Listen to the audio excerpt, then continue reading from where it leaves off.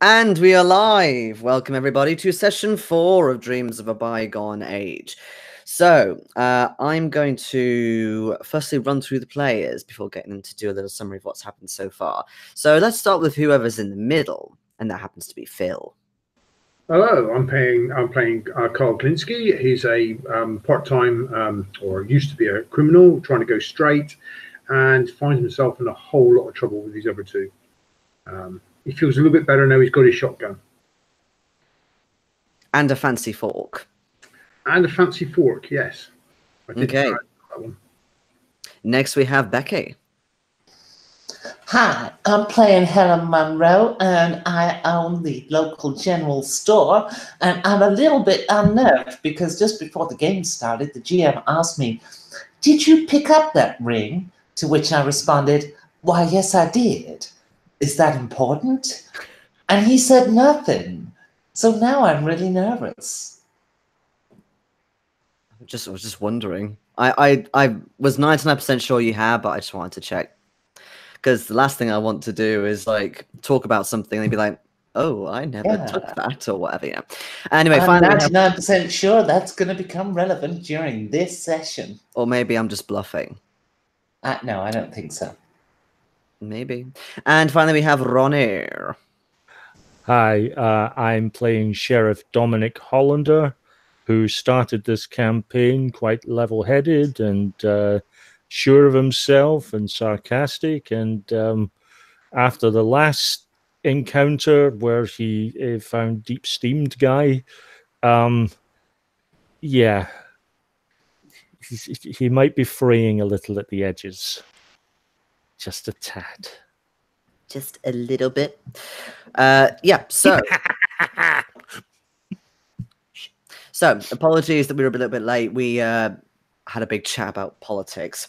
But in order to get us out of that mindset, why doesn't one of you, I don't mind which, give a summary of what happened last session? Well, who would like to do that, Phil? Well, we headed up to the resort and found the mountain rising beneath us. We tracked the cultists down to a certain building, and we split the group and went in different doors. And let me see now. I think the sheriff came across something first that he started screaming at, which was the steamed guy that he didn't particularly like. So I think we met up shortly. I can't remember what happened then. Oh, we found the basement and we found a fork. That's right, we found the basement beneath the swimming pool of all places. Yes, this fork thing, this, I don't know what you call it, not a trident because it's only got 2 prongs. A bident. That opened it in the swimming pool. It's called a bident. I've just looked it up. Well, Oh, is it? That was actually a pun. It is apparently called a bident. A bident? Okay. Yeah. Well, that just sounds like a bisexual dent in a vehicle. It could be. It could be. Oh, and I shot a bear. Okay, so just to remind you guys, because you might be needing it, you've got your luck to spend, and by the sounds of it, you've got quite a lot of it. Remember that you can push rolls if needs be, although it does give me more liberty to make things a bit more challenging for you, or a bit more terrifying. And if you get really stuck, I don't think you will, but if you get really stuck, then I can always do an idea roll. And now I have the mechanics, hooray. But we are starting right where we left off, which is when you started heading down into this very dark stairwell. It spirals down. It's very kind of tepid in here, feels very damp, you think presumably from the jacuzzi and pool above. But very soon after you've headed down a couple of spirals, it starts to get much colder. And the only thing you can hear is just the metal tapping. It's quite eerie, actually, as it echoes around as you head down the steps. But as you get to the bottom in the darkness, although you've got your flashlights with you. You see a single note that's left, sort of half scrooched up. It looks like it's been dropped carelessly on the ground. I'll pick it up. Okay. As you pick it up, it doesn't really bother you, but you just notice you feel ever so slightly dizzy for just a couple of seconds. But in any case, you unravel it. It's handwritten, but in red. Maybe some kind of red ink, you think, but it's a little bit odd. It simply says one word in block capitals. Okay. And I'll spell it out. It says Shasta, and there's a skull and crossbones drawn next to it.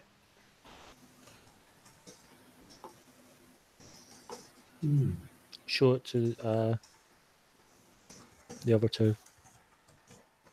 As you study it, and you wonder what it might mean, you hear the sound of possibly something moving up above you, and then a dull thud as you realize that the door that you came through has shut. Well, I say that is rather unplanning of us, if that's a word. Maybe we should have left someone upstairs with the bident. If that's a word also. I just made it up for a 2-pound trident. I'll go back and check, see if I can find a catch to open the door from the inside. I wouldn't do that. It's probably full of water. It drains though, doesn't it? So when the bident was in the hole, yes. Yes. I wonder if there's a hole around here we can stick it back into. So are you going to head all the way back up? I'll just scoot up the stairs quickly, yeah, just to see if there's anything on the walls, see if the door is actually shut. Okay, it'll take you, it's sort of a couple of minutes if you're running quite quickly up there. Would you mind actually, can you make me a strength roll to see how quickly you get up there? Meanwhile, the other two, if you're staying down, can you guys make me con rolls? Hey? Con rolls? Con roll. Okay, I missed that. So it's just a fail. Failed by 10, yeah. Okay. I've also failed. Okay. Con roll? Yes. Mine is a hard success. Okay.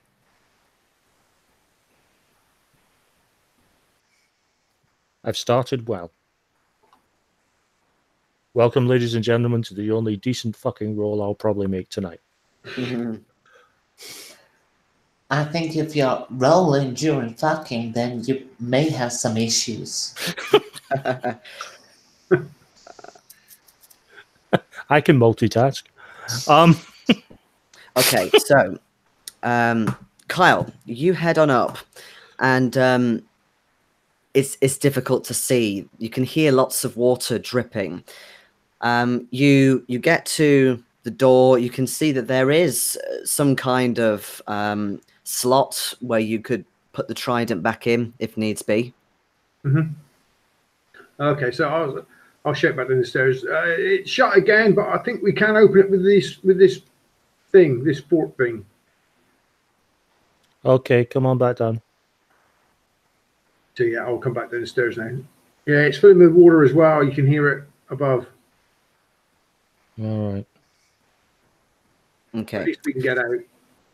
Helen, as you're sort of taking in your surroundings, and it is pretty dark down here, you do feel a strange sort of sensation in you, like you've stood up really quickly. It's a bit disorientating. I do feel like my blood sugars may be a little low. Granted, there is a strange smell in here. It's quite dank. Lots of different smells. You're not really quite sure what they are, but there's something a little bit stifling down here that makes you feel very uncomfortable. Sheriff, can you smell gas? No, last time I smelled something like this was when a pot farm got flooded. Yeah, it's not a smell of gas per se, but there's definitely something. And in fact, Carl, you notice it more when you come back down the stairs. You realize that when you were at the top, it was a lot kind of fresher, almost like it was easier to breathe. Oh, right, yeah. Oh, does seem to be easier to breathe at the top of the stairs, but it's certainly a strong smell down here. Is it like a damp, moldy type smell, or? That is quite strong, yeah, but there's definitely something else about it, because there's been quite a lot of mold and dampness around, you know, the ground floor area, which you can also smell down here, but there's something else. Is it a room or a corridor we're in? Say that again, sorry. Is it a room or a corridor we're in? So, as you sort of look down, if you shine your torch, it is kind of a winding corridor. It's quite an old, almost like a set of caves, this, but you can see that there have been some steps put in at various points. There is a set of another corridor that sort of snakes off in one direction, like a branch off, and then there's sort of a main one that carries down. I'd like to tear off the bottom of my robe and turn it into like a face breathing filter. Okay. So you feel a little bit better after that. Like a little sigh of relief comes to you. Yeah, that's a good idea. It is quite strong. And take my handkerchief out and do the same. Yeah, I'll do likewise. I'm going to take point on this though, because I've managed to. Okay. So which way are you going first? So what were the exits? Basically, yeah, there's like a sort of a main corridor heading down. You can see every so often there are like a couple of steps that cut into the rock. And there's also another branching off path to the left of you. If I could be so bold as to apply some logic to the situation, this cavern's probably pre-existing whatever these cultists appear to be doing. But the side branch must have been dug more recently because it's not part of the main cavern. Therefore, I would suggest that if we're going by odds alone, the side branch is more likely to contain whatever point of interest we might have. Of course, it's a probability.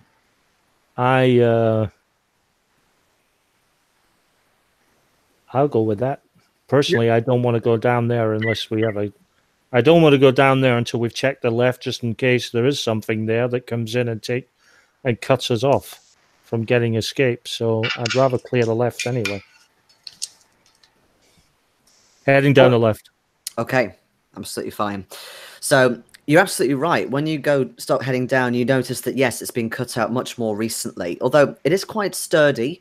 It's not super recent. It's it's not like a few months old or anything like that. You think actually it could be maybe a couple of hundred, but it is much more modern looking than just simply a cave system. As you head down, again, it starts to branch. You notice that one of the corridors, it's been properly fashioned out as an actual like floor with tiles. The other one, it carries on, and you can see it heads to like a dead end. You think maybe a storage area? Well, this tiled floor, is this a modern style of tiling, or is it mosaics and old-fashioned and stuff? I go to the edge of the tiles, Jayson, and then sort of shine a torch down so I can have a proper look at them. Yeah. So it's definitely a mosaic design. You can see that there are quite similar looking pictures in the mosaics as there were upstairs, very similar aesthetic, with various sort of godlike looking people, including one with a bident and a three-headed dog. There is a very pungent smell, however, coming from down here, and also some chemically type aroma as well, you notice, mixed in. Down the other way, it's sort of the same bare floor, and the smell isn't as strong. We appear to have found the where the cultists are going or doing their thing. Yeah. Can we hear anything? Ooh, very good question. For once, I'm going to ask for a perception roll. Perception roll. Everybody. From Oh, everyone. isn't it in this one? I beg your pardon. I'm sorry, listen. misheard that. It's a A listen roll? Yes. Not a case of do you hear, but more what do you hear? An extreme success. Oh, Failed. Yeah, I can sum up my... Yeah, I failed. okay. So, all right. So, Helen, you sort of concentrate the sounds that you can hear. There's still a little bit of dripping in the background, but you definitely hear movement coming from down the corridor with the mosaic. You can hear the sound of talking, sort of low conversation, although it's difficult from where you are to tell what they're saying. Every so often, there's the sound of, you think, metal, almost like someone's handling tools or something similar. But then suddenly you feel really, really out of it. Can you make me another con roll, please? I'm going to use a little bit of luck to pass that one. Okay. Actually, that little amount, if I'm honest. Okay, so you fall to your knees. You're really struggling to get up, but you're still conscious. You're breathing quite heavily at this point, and you definitely feel like there's something wrong. Like there's something that's happening. Maybe you're hearing something or seeing, possibly breathing something that is not good for you. Dominic, you can feel a little bit more dizzy as well, although not nearly as bad as Helen. Although interestingly for you, Carl, you're not really feeling anything at all. Okay, I'm going to put my arm over my face as well now, so to try, filter through my sleeve as well. But I'm also going to pull my beretta and gesticulate towards the talking voices, and I'll sort of struggle back to my feet and sort of try to take up a position whilst keeping my gun trained on the from where I heard the voices, hoping that the others get the message. Kyle, steady her. Yeah, I will stand next to Helen and try and sort of like keep her steady, but I'll have a shotgun ready to go. I'm moving forward. What have you done with the Biden, by the way? Is that just kind of on your back? I'm going to have to be holding it in one hand, sort of like steadying that arm with steadying Helen with that arm I'm holding the Biden with, and the shotgun in the other arm hand. Okay. So you're kind of balancing both while holding Helen, or? Okay. As you kind of steady her and support her, Helen, you actually feel a bit better. Are you all right? Voices.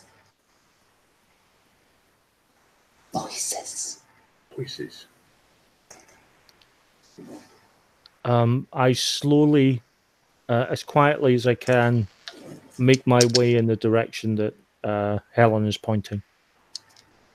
Okay. You only take several steps before something else can be heard, and it's a rather grim sounding noise. Can all of you make me a sanity roll, please? Oh. Because why not? Am I allowed to say no? Now, I've told you about this, Ronnie. I'm polite, but I still tell you. Yeah, I made that one. Okay. And my downward spiral continues. Oh. No, you can't use luck on sanity. Oh, right. Just as well. It was quite a lot, so it failed. So 2 fails. Okay. Right. So, so Dominic and Helen, can you lose 3 sanity, please? As you hear the sound of what you think to be some kind of saw, like a high-powered saw cutting through something, very sort of high-pitched. You think it might actually be bone. Right. Carl's unaware of what that is, so that's why he's not sure that sounds. Well, you're not unaware of it, but but he doesn't relate that to actually what it could be. That's why he's not. Okay, I'm going to start jogging forward with my gun forward because, like, I just feel that time in this air is bad for us, and I want to get this done. And clearly, something bad is happening. I'll follow behind Helen, just checking behind us every now and then, just to make sure we're not getting trapped. Okay. Yeah, that's my kind of fit. Yeah, I'm going to move forward, although I am kind of visibly shaken at this point. Okay, so you head a bit further down the corridor. You can see a window into a room on your right, like quite a big window. And you can see there's a door just past it. And that's where the sound is coming from. Head towards the door. I'll look through the window quickly. Okay. Let's have a stealth roll from you, please, Helen.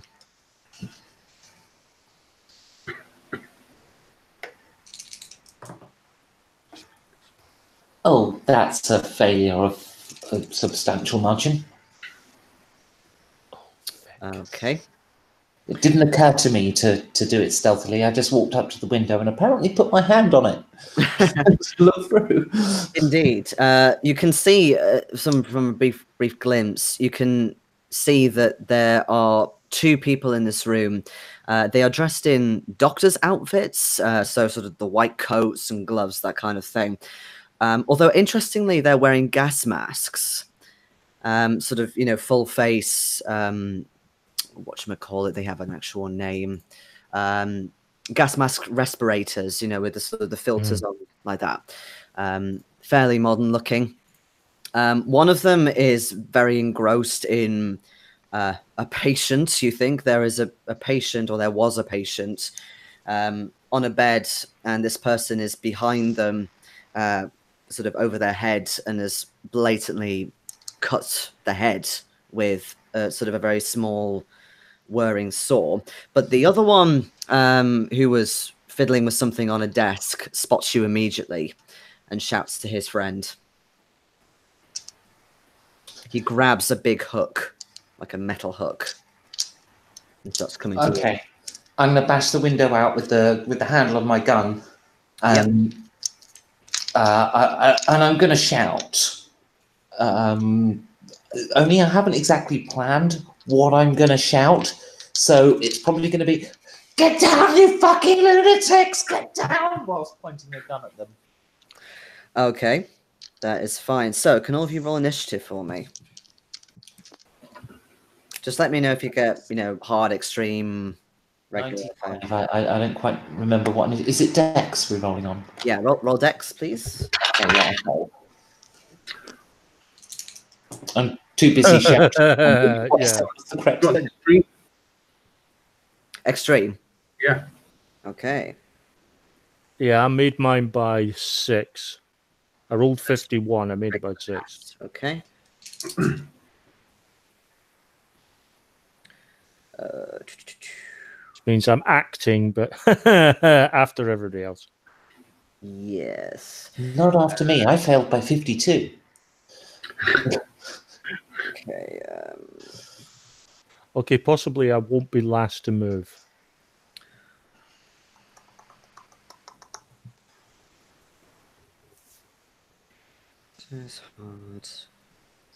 Yeah, all three of you. Okay, so all three of you are acting at once. Okay. Which out of you two, Ronnie and Becky, have got the highest dex, just overall? Ronnie passed. I failed. Oh, sorry, I beg your pardon. Okay, that makes it easy. Yeah, I passed just, but I passed by 6. But Phil was extreme success. Ronnie was a pass. I was a fail. Okay, you were failed. Okay, what's your dex, babe? 43. 43. Okay, right. So, unfortunately, I'm going last. Okay, so I figured my dex is sufficiently low that I can fail. yeah. Right. Okay. So, Kyle, you're up first. So Helen's just smashed in the window, shouted, "Get down! Get down!" You. How close are you actually to the window? Well, I'd have been just a couple steps behind Helen, I think. Not letting everyone get too far ahead. Cool. So you can see some of what's inside. You can see there's a guy who is in a doctor's outfit with a mask. He's been doing something to a patient on the bed, but he sort of looks up as she shouts, "Get down, get down." And this other guy's got a hook, you say? Yeah, so another one is indeed coming towards all of you with a big meat hook, you think? So I'll stand next to Helen, and I'll push a shotgun through the window and say, "Do what the lady says, Buster." Okay, I didn't realize you were shouting it to them. Well, Yeah. Yeah. shouting it to your friends. Okay. If you want, you can make me an intimidate roll, Carl. Oh, fantastic. Where's that to? Oh, wow. I made that. That was another extreme. Oh, Because my intimidate's not that good. Mm-hmm. I rolled a 0. Okay. Wait, you rolled a 0? Oh, sorry, no, I've gone the wrong way. I've rolled 100. That's a fail, isn't it? I've gone the wrong way. It's a complete fumble. Yes. You either roll a 1, so 0, 0, 1, or you roll a 99. All zeros. he's rolled a straight 100, yeah. No, that's a 10, isn't it? Complete fail, yeah. It's not a 0, is it? It's complete 100. Yeah, it's complete 100. If it's Complete zeros fumble. on both die, it's complete 100. Oh, I thought it was a 10. Never mind that. Okay. 100, yeah. All right. Okay. Well, that's interesting. No, it's not. No, it's really It's not. very boring and dull. It's interesting for the GM, but it's very not interesting for us. Okay. So It's more of a taunt than an intimidate, isn't it? It's an attack me first. yeah, and that's precisely what they do. So you're so kind of riled up in this speech, of telling them to get down. They just march straight towards you. In fact, quite quickly. It's as if they're drawn to you somehow. One of them actually attempts to grab the Bygone off you, and the other one with the meat hook makes an attack on you. So I'll do the guy with the hook first because he's finished. Okay. The only problem is I'm not quite used to where the skills are and stuff on here. Oh, there we go. Okay, so right. So yep, that is a pass. So you take 6 damage as he thrusts, Ooh, 6 damage. hooks this cleave. Can't talk. Hooks this meat hook around your head. Okay, Dominic, you're up next. Yeah, I'm kicking in the door at this point. Okay, fine. So the door is again past the window, so you'd be in there with everything to the right of you. Yeah. The beds are sort The first thing I see is getting shot. Other than Helen and Kyle. Okay, the closest one to you is the one that you think he's reaching for the Bygone through the window. Yeah, he's getting it with a Glock. Okay, make your roll.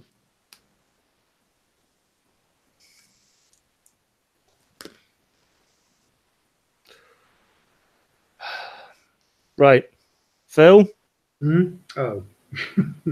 I just want to say that my dice have come up with another example of what happens when you roll 100. This is when both dice have zeros on them. I just got a complete fumble. 100. That's a complete screw up. We're going to need Helen to bail us out.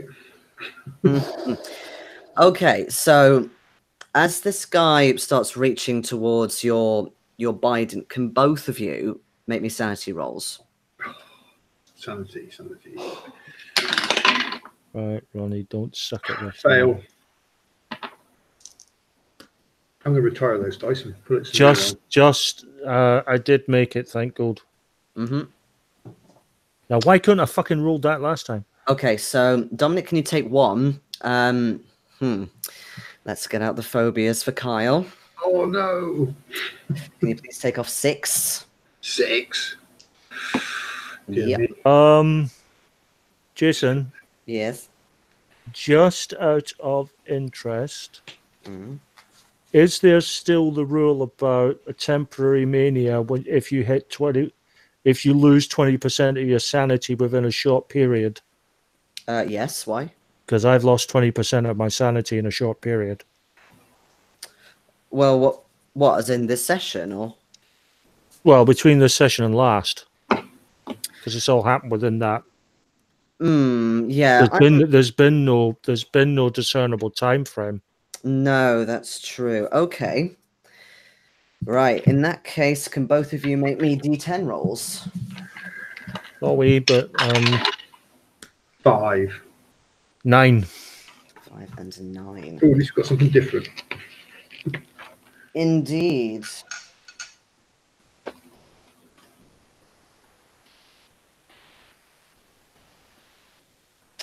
Ooh.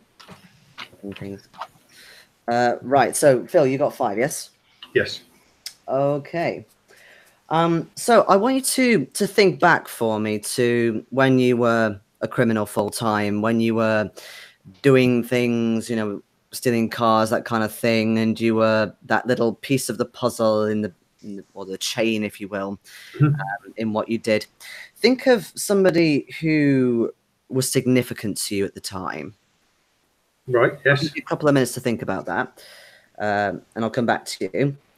Dominic, on the other hand, you have got a new phobia. And oh, God, hit us with it. This is going to come into effect for the next 5 rounds. Okay. So, I'm just going to pick one at random.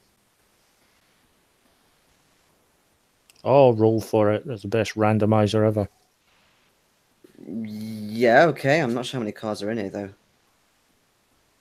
So, I'm happy to just pick one at random. He's got cards, right? Oh, he's got cards. Okay, sorry. I've got cards.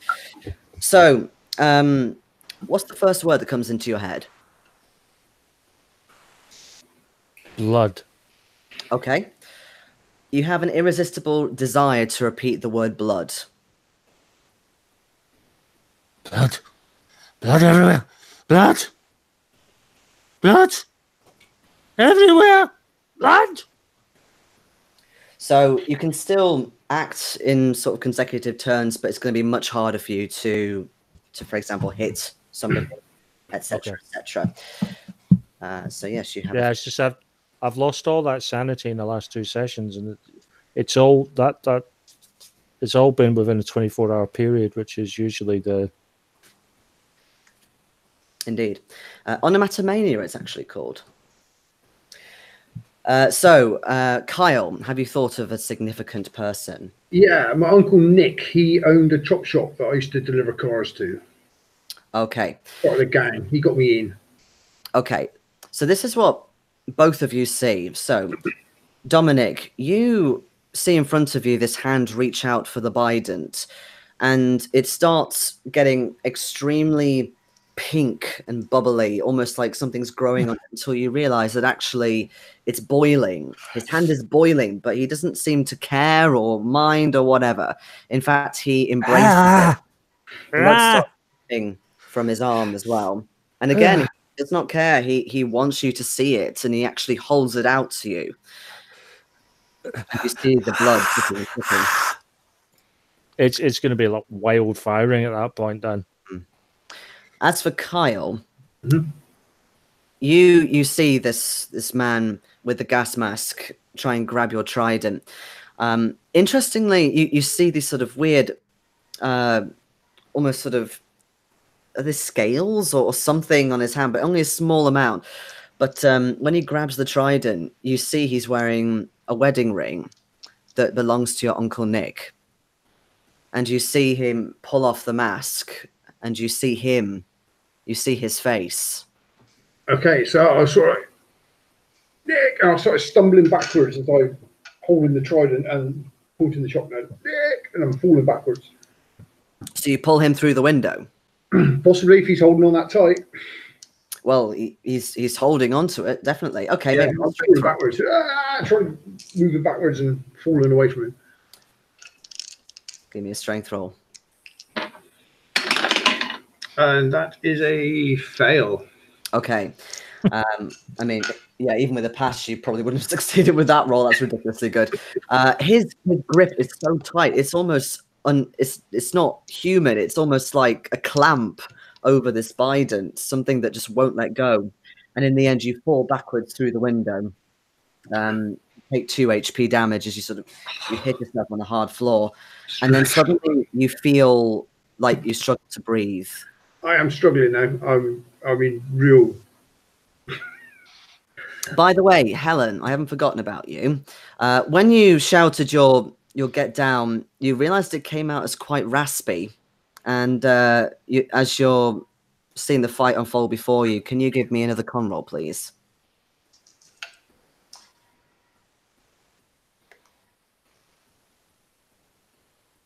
That is a hard success. Okay. So you've sort of watched things happen, and it's just giving you a little bit of time to control your breathing. You still feel if you stay here for too long that you're going to get worse, but at the moment you're doing okay. In fact, it gives you enough time to see the other doctor with the saw start coming round through the door and head for you. He's going to launch towards you. You do have time to make a dodge roll, though, if you want. Does that then become my action? No, it's part of this action. It's almost like a reaction. Okay, So that failed. You failed. Okay. Right. Oh, gosh, I'm rolling really well today. I'm really sorry. Please don't. I didn't start with a lot of hit points. And I lost half of them. So you take 3 hit points as he slices into your chest with this saw that's still whirring away. Okay. Nonetheless, I don't think it's going to change my actions No. when I get them. And you're up next. Okay. So as I understand it, this guy's just come at me with the saw and is kind of facing me, but the other one is side on to me and is just grabbed the Bygone off of Kyle. Yeah, is that right? He's back through the window, and Kyle fell through where you are. So Kyle fell forward then. Kyle fell backwards. I was at the window, so Kyle fell backwards. The other guy is on the other side, so in the room, but on the other side of the window. But the window's just an opening at the moment. Yeah, because you smashed it. Yeah. And presumably, although he's sort of in front of me, he's presumably off to the side because he was grappling with Kyle. Yes. Yeah. Okay, so I will try to rip off his gas mask. As in the guy in front of you, sorry. Yeah, the guy in front to the side. I'm going to step forward to him and take his gas mask. Okay. And in fact, I'm going to keep moving past even if I fail. Right. So just to clarify, this is the guy with the Bygone. You want to rip it off? Yes. Okay. Yeah. So I'm going to basically. So he's there to my front right. The other guy has come to my left and sawed me. So I'm going to run to my front right, past that guy, and rip off the gas mask as I'm going past. That's what I'm going to try and do. Okay, cool. Make me a dex roll, please. Gosh.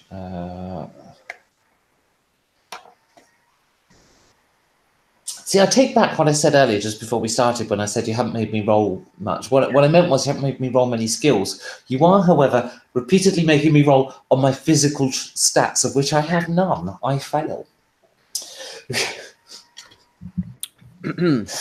Okay, so he kind of sees you coming. He steps back away with the trident. He steps sort of further back into the room.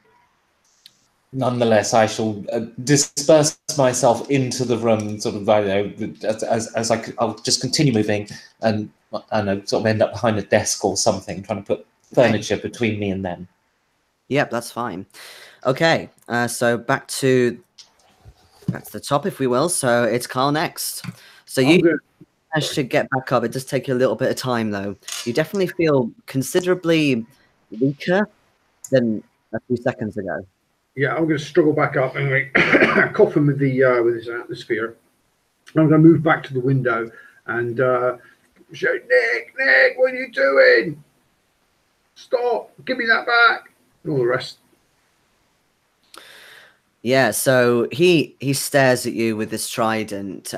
Even though it's difficult to see his eyes or any facial features through the mask, it's like you know how he looks, and he's staring at you with these piercing eyes. You hear this sort of muffled sound of his voice as he sort of holds the trident out very dominantly towards you. Sorry, Bygone. And he says, "You are just like you were before. This is for your own good." What do you mean, for my own good? What are you doing here? What's going on? What's this? You deviated from the true path, and now this is where it ends for you. What the hell are you talking about? He then sort of starts holding the Biden up as if he's going to throw it. Okay, at me. You think, yes, but actually, let's make a roll because Helen was also going for him. No, it's going to be you. Okay, you can make me a dodge roll if you want, because you can see him doing it. Dodge is... Oh, still have a chance for that. And a pass. By how much? Only just pass. Okay, that's fine. So you think you get a bit of ground away from him, but he aims really well. It's as if he knows where you're going, and it hits you. Okay. Okay, so it hits you here in your chest. You feel it seep into you, and it's strange. You feel like you're going to pass out, but there's something about this Biden that it kind of keeps you in a static state. Like you feel like if you move much, then it will be too much for you. But you're still alive. You're still there. Is it, I sort of like holding it stuck in me? Basically, you feel like that's what you have to do in order to keep yourself conscious. Okay. Yeah. Okay, I'll just sort of stagger back and maybe even back against the wall or something to keep myself upright. Okay. Yeah, that's fine. In the meantime, if you want, you can make me... Oh, what's the best sort of roll for this? Yeah, actually a con roll. Can you make me a con roll? Con roll. 34, passed by 1. Okay. Yeah, so suddenly it's as if you can breathe really, really well, like you're in the freshest mountain air, surrounded by hot springs or something. You're in a lot of pain, but you can breathe fine. Yeah. Okay, I'll take a few deep lungfuls after that horrible smell and mustiness. Okay. Meanwhile, it is now Dominic's turn. Yeah, basically, that just with how manic things have now gotten for him, I am just going to go. Okay. It's going to be all 3 rounds. Yep, it's fine. 3 rounds for the shot. Yeah, make me a roll. I know it's going to hit Sweet FA, but at this point, rolls actually if it's. Well, I don't know if this helps at all, but it is a hard success. Okay, yeah. Can you roll me damage? For a Freeze 57 Magnum. Don't forget, guys, if you've been using firearms or brawling, whatever, to tick it off your skills. Hold on, I got the wrong bloody dice out. Right. That is 10 damage. Okay. So describe how you get rid of this bloodied handed man. I find myself at a moment I'm just looking at this bloodied walking man, and I just scream, "Motherfucker!" straight to the head. Okay. Just pointing. I think I'm trying to hit him dead center in the hope of hitting something, but as fate would have it, a lucky shot pierces his head. Just bear in mind he does have a gas mask on also. So would you still choose to shoot him in the head? Well, as I say, I think I went for the chest, and a lucky strike just went in the head. Okay, that's fine. I'm just making sure. So he knocks to the ground. There's a bullet that's gone through the gas mask into his head. The other two are in his chest. The blood starts almost seeping out, but then moving away from him, creeping along the floor and sort of into a corner. He starts kind of simmering down on his arm, so it's almost like he's cooling down. And in fact, as he does this, you start to see breath, as in actually come out of your mouth in form of vapor, as it feels a little bit colder around you. However, there is still one of them left, and they are going to... Yeah, they're going to actually try and pull this Bygone out of you. Okay. You can make me a strength roll if you want to try and oppose this. I'm not entirely sure what to do. I fail. Okay. So he actually does pull it out of you, and it does make you feel like incredibly sore. Very sort of very dazed. Yeah, can you make me another con roll? And that's a fail. Okay, so this pain is so overwhelming, you actually feel yourself seep into unconsciousness. Okay, I'll collapse on the floor then. Yeah. Okay. Meanwhile, he starts he pulls it out, turns towards Dominic, but that's the end of his movement, if you will. So, Helen. I'm going to scan the room, see if I can spot another gas mask. Okay. You can't see any immediately, but there are a couple of cupboards in here. Yeah, I'm going for those.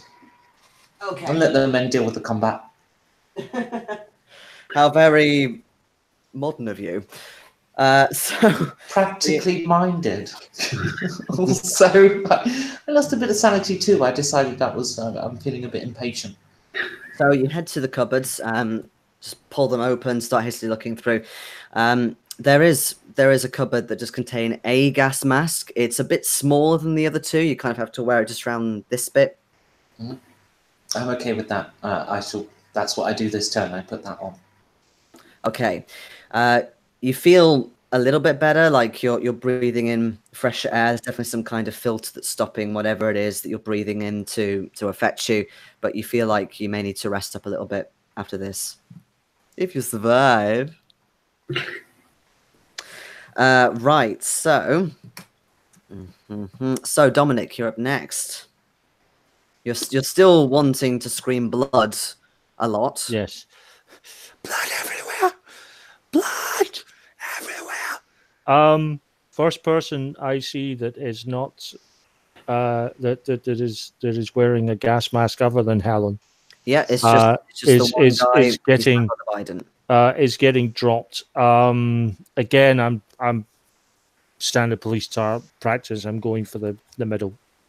So okay. Not quite a cold shot, but still. Yep. Make me a roll. You'll need a hard pass with this one. Due to your phobia. And a hard pass has been successfully navigated. Ooh la la, make me damage. Or make me damage. Roll some damage. I will make you damage, yes. Yes. I make you damage. Damage, yeah.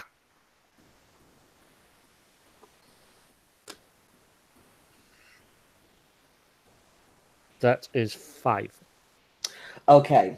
So you hit him square in the chest and he staggers back. He clings onto this Bygone with all his might, and he's still standing, nursing himself in the chest. It's as if keeping hold of this is keeping him strong, and you can see the way he's breathing quite sort of heavily, but his chest is flexing quite a lot under his coat. And in fact, it's him up next. So he is going to also attempt to skew you with this Biden, but you can make me a dodge roll if you want, Dominic. No, I want to be. I want to be skewered. No, of course I don't. I did make my dodge, but only by 3. Yep, that's fine. He fails miserably. Whether it's the pain in his chest from the bullet, or if he's distracted by something, he tries to make a throw, but it goes clang into the wall behind you and hits the floor. Helen. Okay, now that I feel safe from the environmental factors, I'm going to take aim and try to shoot this guy. Okay, make your roll. And I shoot the ceiling. Okay, you shoot the ceiling. It just sort of zips off the ceiling. Unfortunately, not into him, but never mind. All right, so it's Dominic. Yeah. How far is this guy away from me now? You did say you'd gone? Had you gone towards the trident? Or yeah. That? Okay. So he's about 15 feet away from you at most. Yeah. I'm going to cut the distance to him as much as I am able, and I'm going to shoot him. Okay. Make your roll against a hard pass that's needed. And he's going to make a dodge since you're kind of coming at him straight. Yeah, I'm not. I'm shooting near, round, over, under, but unfortunately not at him. And he basically dives back through the window with extreme ease. And sees you on the other side, Helen. So he's going to take his saw again and attempt to use that. You can make me a dodge roll if you want.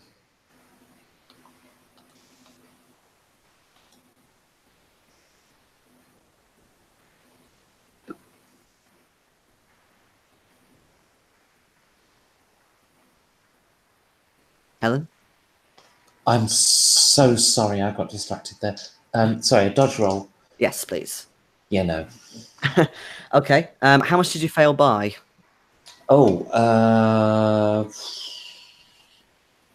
65. Ooh, okay. Well, I'm going to say this is a bit worse, actually. Even worse. So you kind of clumsily stumble to one side as he comes towards you near the beds. He actually manages to get it into part of the bed frame, and it makes a clanging sound. But it is your go next. Oh, right. So he's right on top of me with this bifork thing in Bident, sorry. No. He hasn't got the Biden anymore. No, he threw it at Dominic. Oh, I'm so sorry. So the Biden's now near Dominic. Okay. He's got this saw. He's come at you. He's also pretty badly. So he's sort of clanged on one of the bed frames, and you've sort of stumbled near it. So you're kind of staggering near one of the beds. Okay, well, I'm just going to have to try and steady myself enough to shoot and hope it works. Yes. Frankly, I'm terrified and feel like I'm about to die, because I am. Well, that is a hard pass. Okay. Lovely, lovely. Roll your damage. 1. Okay. Doesn't feel like a hard pass anymore. Nevertheless, you still manage to catch him in the arm with this bullet, and it does make him sort of almost lose this saw. And he's currently in the middle of that. Back to you, Dominic. Yep, I am. Again, I'm going to try and cut the distance to him so I can shoot him again. Okay. I'm now obsessed with getting this guy. Just blood everywhere, bloody man. Making blood. That's fine. Feel free to make your roll, although you still need a hard pass. If you don't get a hard pass, there's a potential that you could hit Helen, since they're in close proximity. Yeah. How does an extreme pass grab you? Me. Well, I'm relieved. Thank you. Okay, fine. Roll your damage, please. I rolled 9. Oh, okay. So, I mean, it's a shame you don't really get XP for killing these things, but describe how you take out the second as he's sort of floundering with Helen near one of the beds.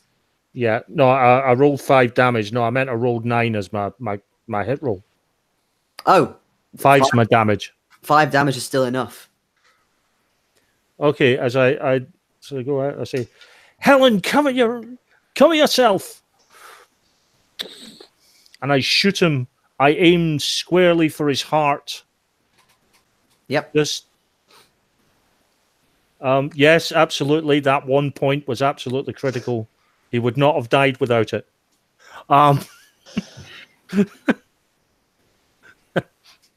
He would not be dead now without it. Okay. And I pinpoint. I shoot him in such a way that actually shoots through both his heart and lungs in one go. Just a nice straight shot through the midriff that just rips through his heart and his lungs and comes out the other side because it's just such an amazing shot. It then does a pirouette and hits him in the head. Magic bullets. Indeed. So the room or the area is now still. Kyle is on the floor, unconscious, presumably passing out from the pain. Helen, you're sort of coming to your senses a bit as well as you realize that someone right next to you has just been shot really quite brutally. And he flies back over the bed, nearly knocks the patient off as well. It's violently done. The gas mask on him is still intact, fortunately. Yeah, and you see, I'm still in this mindset of I've got to rush. So I rip the gas mask off of him, toss it at the sheriff as I run past him towards Kyle and start first aid. That's my whole statement of intent for the next few moments. Yeah, I'm gonna put the gas mask on. Okay, as you do so, you again, like Helen, you do feel more relaxed, like you can breathe more easily, but you will need a bit of time to rest up. Now, when you start examining Kyle, I mean, what kind of first aid do you plan to do at the moment? Well, first of all, stop bleeding. Yep. Assess wounds. Okay. Apply whatever I can to, is he breathing, all that kind of stuff. Okay. So you rip his shirt off and you see these 2 prongs in him, but there's no blood. They're just sort of quite hollow holes. Okay. Is he bleeding from any other wounds? Only sort of very mild lacerations, just sort of from scuffling. Okay, he's breathing, yeah? He is breathing. Okay, it's very sort of restful breathing, like he's been asleep for hours. I'm going to put the gas mask on him.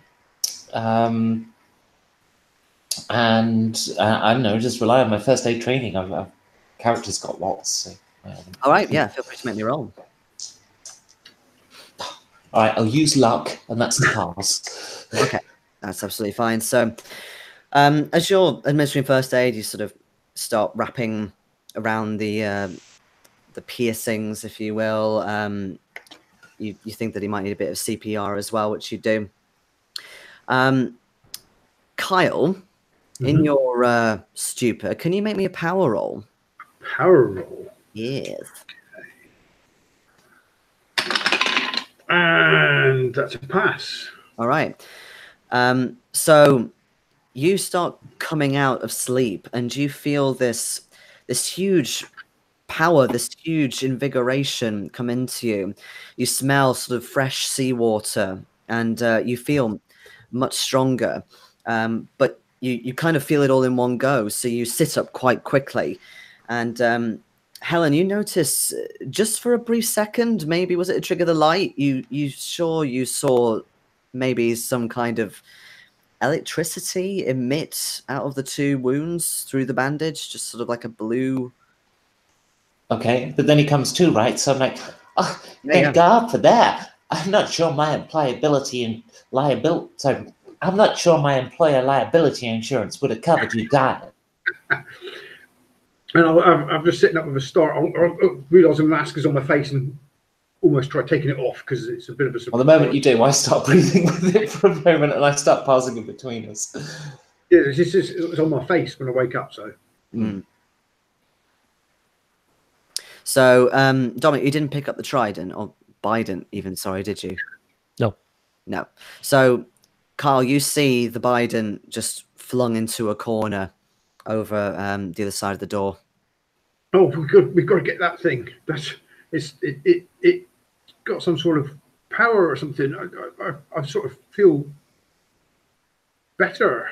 I don't understand. It's everything seems to be quite clear, and there's something wrong with that thing, that Biden thing.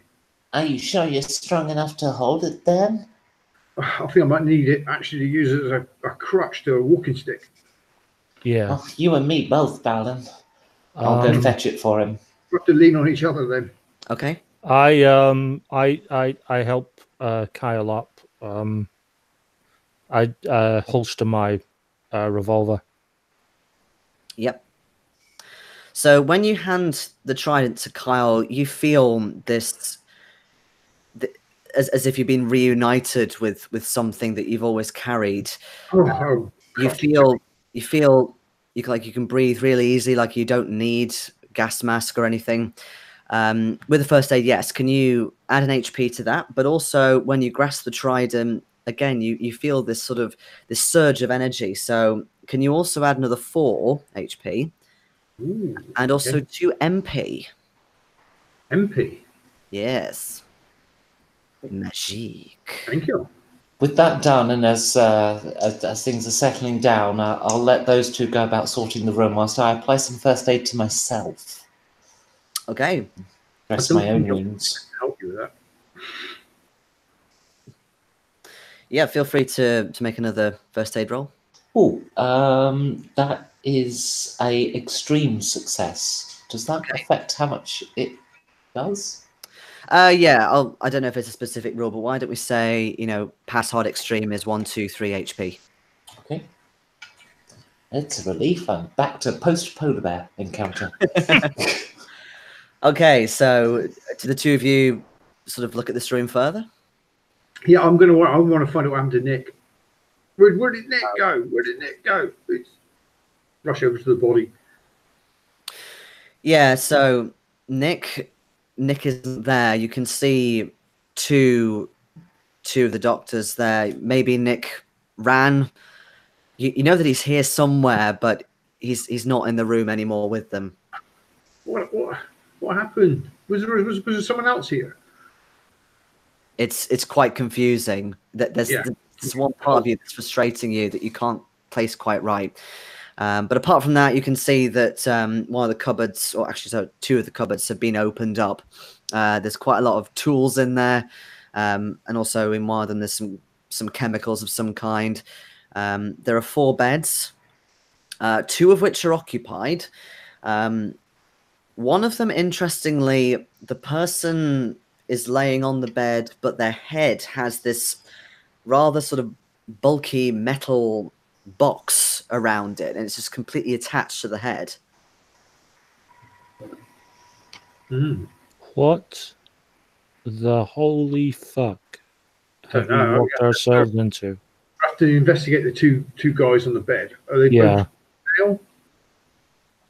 Well, depends how much you want to examine, frankly. But what I'll say is that the one without the box is male, quite young looking, sort of tall, lanky. Could possibly be one of the workers that you found the lockers of up above. You think? Have you guessed? Alive. This one's very much dead. You can see that they've been dead actually for quite some time. Although interestingly, they look quite normal looking, like they haven't gone through the sort of the swelling or anything like that. But you notice the reason being that they have something going into their hand, like a drip, and there's like a a drip stand next to them. Is there anything written on the drip pouch that's coming out of? Is there anything written on it? No, nothing written on the pouch specifically. It's a clear liquid. I go to the body with the person with the box in their head. Okay. Male or female? Judging by their general sort of shape and what they're wearing, you think it could be a female. Okay. I get the revolver back out. Okay. Turn the revolver around so I'm holding it by the barrel. Yep. And just tap on the box. Yen? There's no answer. Nothing. No answer. Check the wrist for vitals. Yep. So it's strange. You think you might have felt something, but then you realize that it's just the feeling of whatever it is pumping into their hand that you're feeling. Their actual pulse isn't there.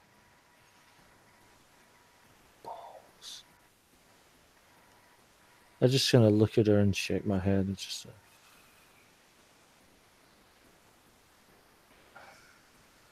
If you want, you can make me a spot hidden roll. Yes, I will.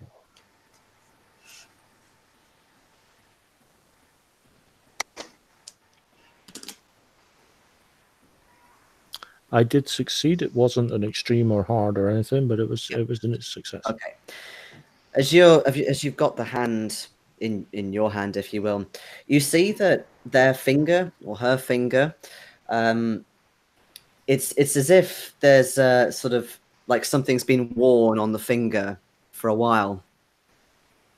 Ring or? Yeah, you think a ring. It's not really noticeable, but it has been worn on their finger for a specific time period. Okay, I'm going to do the all or nothing here. I'm going to remove the drip. Okay. Before you do, Sheriff, I couldn't help but notice you were looking at the ring finger there. I'm just curious. We might be able to ID this person by their car. I found this here ring in a glove box earlier today. That was the car that the pastors stole to get here. I'm just wondering if it fits. I mean, I know I'm prone to long leaps of logic that just happen to be correct. I think this could be another one. Well, if the ring fits, try it. Try it. Okay. As you slide the ring on, can you make me a sanity roll, please, Helen? Oh, yeah.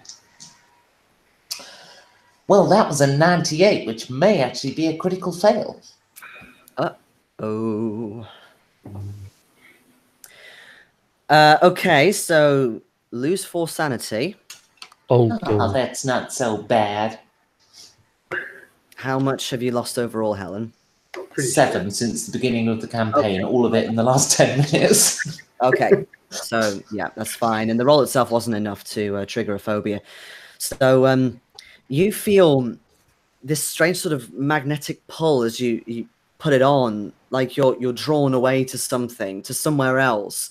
You immediately see this strange, dark, quite tranquil-looking plateau in front of you, almost like you're sort of floating in the air above it. You have no idea where it is.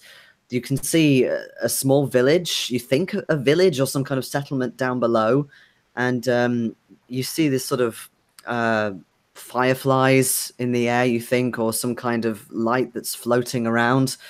And you hear the sound of something inaudible in terms of language, but something very deep, very haunting, something that you feel like you need to take heed of.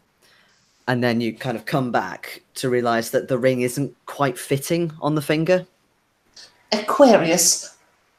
I think I saw the village of Aquarius. The fireflies wouldn't go near it. No? And the ring is not sorry, fitting. I don't quite know where I went there. I'm sorry about that. What does that mean? What does Aquarius mean? I don't know. I'm sorry. My mind wasn't on the game there for a moment, and I think that's maybe why this long leap of logic just apparently missed.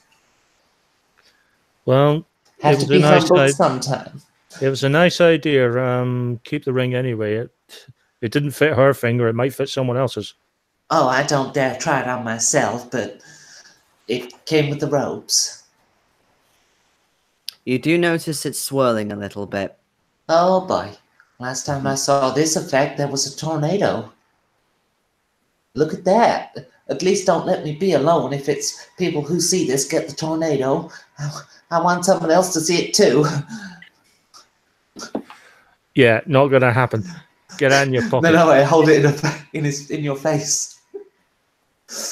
I'm making sure you see it because I don't want to be alone if that happens.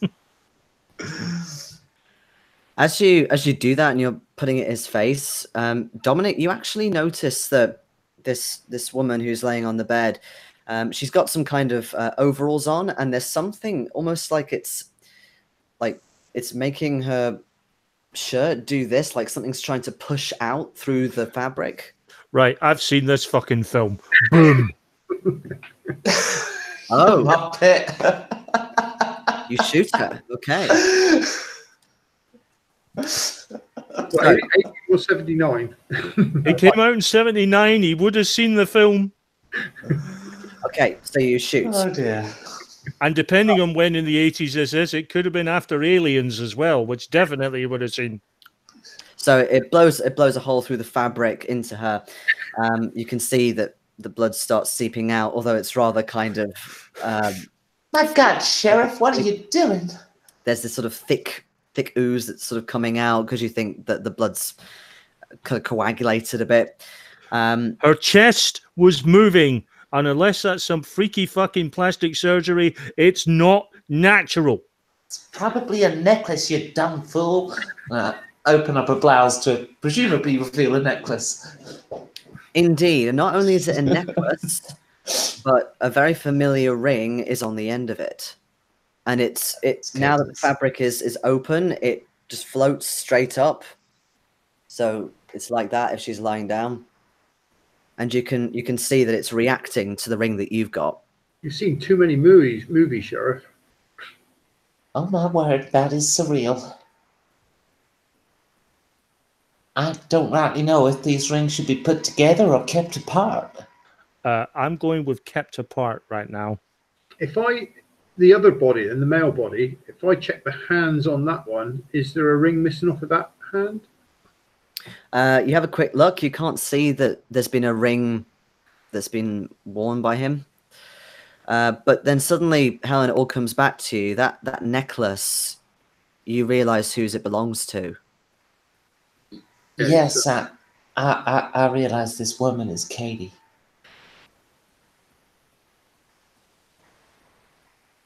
Yeah. Well, now I don't have to apologize for breaking into her house with Kyle. She certainly won't be falling in the lake anyway, will she? If you don't mind, gentlemen, I do feel the need to sit down for just a moment. Yeah, sit there with ring over there. As you're examining the other body, Kyle, you see that there is a rather bold incision in the back of his head, and you think that was made by the saw. And as you look, you're sort of looking back to the others as well. You can see that in the metal box, it's as if there's a door on the back, like a little door that you can open, quite an intricate little. Do you think they were taking something out of this guy to put in that person? Let's Kyle, hold her. How far have they got with the operation? Is it just a slit? Have they actually opened the head? You think that they were in the middle of it, but then you guys came along. Yeah. So it's not opened per se, but there's definitely a deep slit. Hold her. That's what they must be doing. Will do. I'm gonna once if are you gonna hold her so I can examine this? Yeah, I can door? do. Right. I'm going to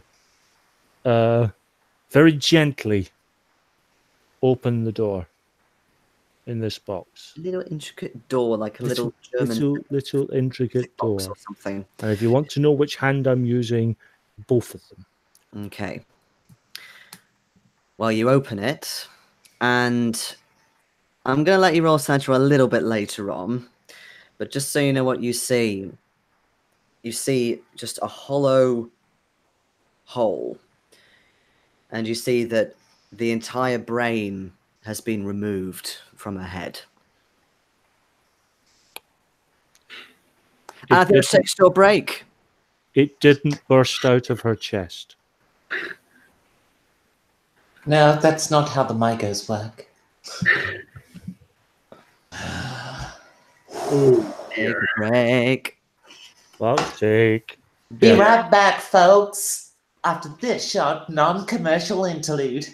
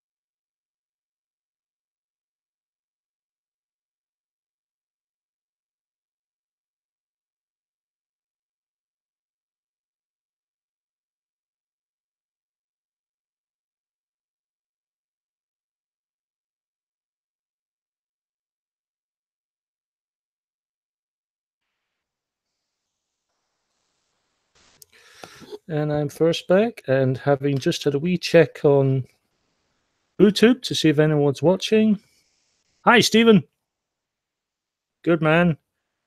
Well, we've had some blood and we've had some insanity, so yeah. Blood and insanity tonight we seem to be having in spades, so far so good. I'm hanging on by the barest thread so far. It's not been a good night for any of us. We've done some surprisingly bad rolls. Very bad rolls. Just saying, my friend Steve, as usual, giving us a watch. Oh, hello, Steve. Yes, I mean, two fumbles right on the back of each other. That's pretty bad. I just quickly checked YouTube there, and he said, he said hello to all of us. and he's looking for some blood and insanity tonight. And I thought, well, we've had blood and we've had some insanity, so yeah. Went down to 1 HP.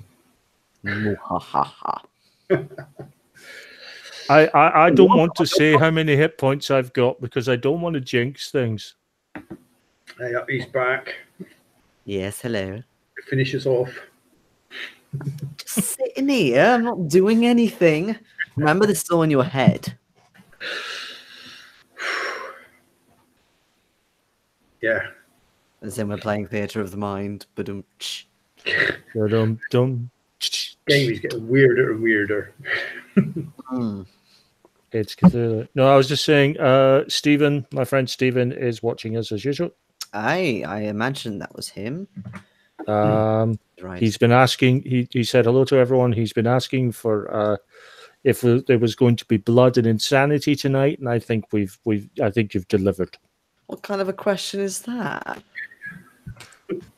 Well, he said he was looking forward to some blood and insanity. And I thought, well, you've delivered.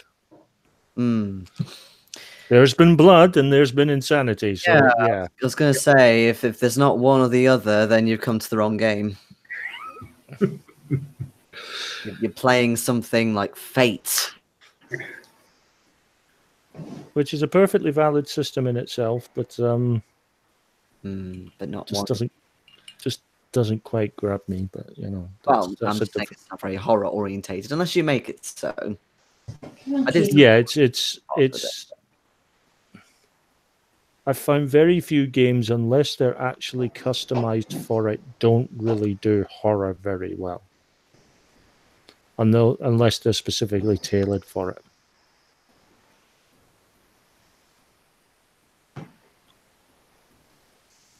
I disagree. Horror's in the storytelling, but if the character's too heroic, then nothing's horror. Yeah, because I mean, I'm running sort of dark fantasy, urban fantasy horror thing using Savage Worlds, and it just about suits what I'm doing there, which is more sort of action horror, but sort of existential dread, to use a phrase. It really doesn't do it. It prefers the pulp end. You need for horror. You need ordinary folk, really, but you can do it in a lot of systems. It's just the moment you start getting D&D character levels, then it becomes irrelevant. Yeah. I've said it before. I'll say it again. I find True 20 very effective. It does the job very well. True 20. It's not bad for it, particularly for modern horror. I found that I've found it very good for that. I do like this system. That's nice and straightforward. Yeah. I might try doing a horror in my AFA game because although that's high fantasy, your characters are shit. They start off as ordinary folk. So. It's the best chance, as you say. You know, the minute the player characters actually have a chance in hell of surviving, it ceases to be a horror game. Supernatural survival, yeah, but not a horror. Speaking of horror, as you gingerly close the doors back up, pretending that you didn't just see what you saw, Dominic, can you make me a sanity roll? Right, I have a love-hate relationship with my sanity at the moment. That I've seen that before. To be fair, made it by 2. Okay. At this point, fuck for that. Whether it's a coping mechanism or you feel like maybe what you've seen before was worse, it's as if your brain just doesn't really process it. It's quite numb. And you just close it back up and sort of vacantly stare off into space and say, it didn't come out through her chest. It didn't come out through her chest. There's a reason she's wearing a big box round her head. Clearly they're worried there might be more of them. Don't be ridiculous. You're right. It's completely ridiculous. If they were that worried about more coming out the back of their head, why the fuck did they put the door there? So what's it? What's in there, Dominic? What is it? It's what's not there that's more significant. Is her head missing? It's more a case of content rather than outer shell that's missing, but there's a good chunk of outer shell as well. She appears to be missing what she appears to be missing her brain. Kind of. Brain transplant. If it is a brain transplant, then she's not been the recipient. Well, they haven't taken it out of this guy yet. Either So that. what are they doing with the brains? If we Part have of me. this room, can we find the other brain? Or something to put a brain into if they were just taking his out. Or maybe an indication if there's any clothes for the guy that's on the table of who he was, perhaps. If there's a wallet or a badge or... Both of them are dressed in sort of hospital gowns. Their clothes have been taken off them. Yeah, I'm ransacking any cupboards, closets, anything in this room now. Sure. The thing you find creepiest about that, though, Kyle, they are wearing these clothes, but you think they've been worn by people before them. They're not very clean. They're stained. They've got blood on them. Oh, this might not be the first time they've done it. So, Dominic, you're scooting around the room. Yeah. So, yeah, you open up the other cupboards some more that Helen briefly looked in. There are some chemicals in there. One of them you think is some kind of embalming solution. It's got a big sort of toxic label on it. There is some adrenaline in there as well, and some syringes. Okay. It's sort of general first aid kit as well, although it's a very small box. I suppose there's not really much first aid that they need in here. Okay, so they've got embalming fluid. That's interesting. If they were going to take that man's brain out, surely there's a container they were going to put it in. Yep, that's one of the things I'm looking for. I'm Is also there another box like the woman's got in the room? Yeah, basically, as you're looking around, Dominic, you notice there's a trolley as well near the desk where the other one was to begin with. There is sort of another one of these steel boxes on the sort of lower shelf of it, and then there's also a smaller container that's jar-shaped and it's transparent. okay. I shine a light on the container. Yeah, there's nothing in there. Is it got a stopper in the stopper or a cap or something? It's quite big, actually. Sort of, it's a large Brain jar. sized. Oh, it's like a specimen jar. It is, yeah. Yeah. It's like a specimen jar. Is it completely empty, or does it get fluid in it, or? At the moment, it's completely empty. Right. I'll examine this other box. Yep. So it's pretty much the same as the one that Katie was wearing. Again, it also has these little drawers. Yeah, I will tentatively open those drawers. Yep. This one's empty, but you can see again it's been used. There's sort of a smell that comes out of it. There's a little bit of sort of blood stain inside it.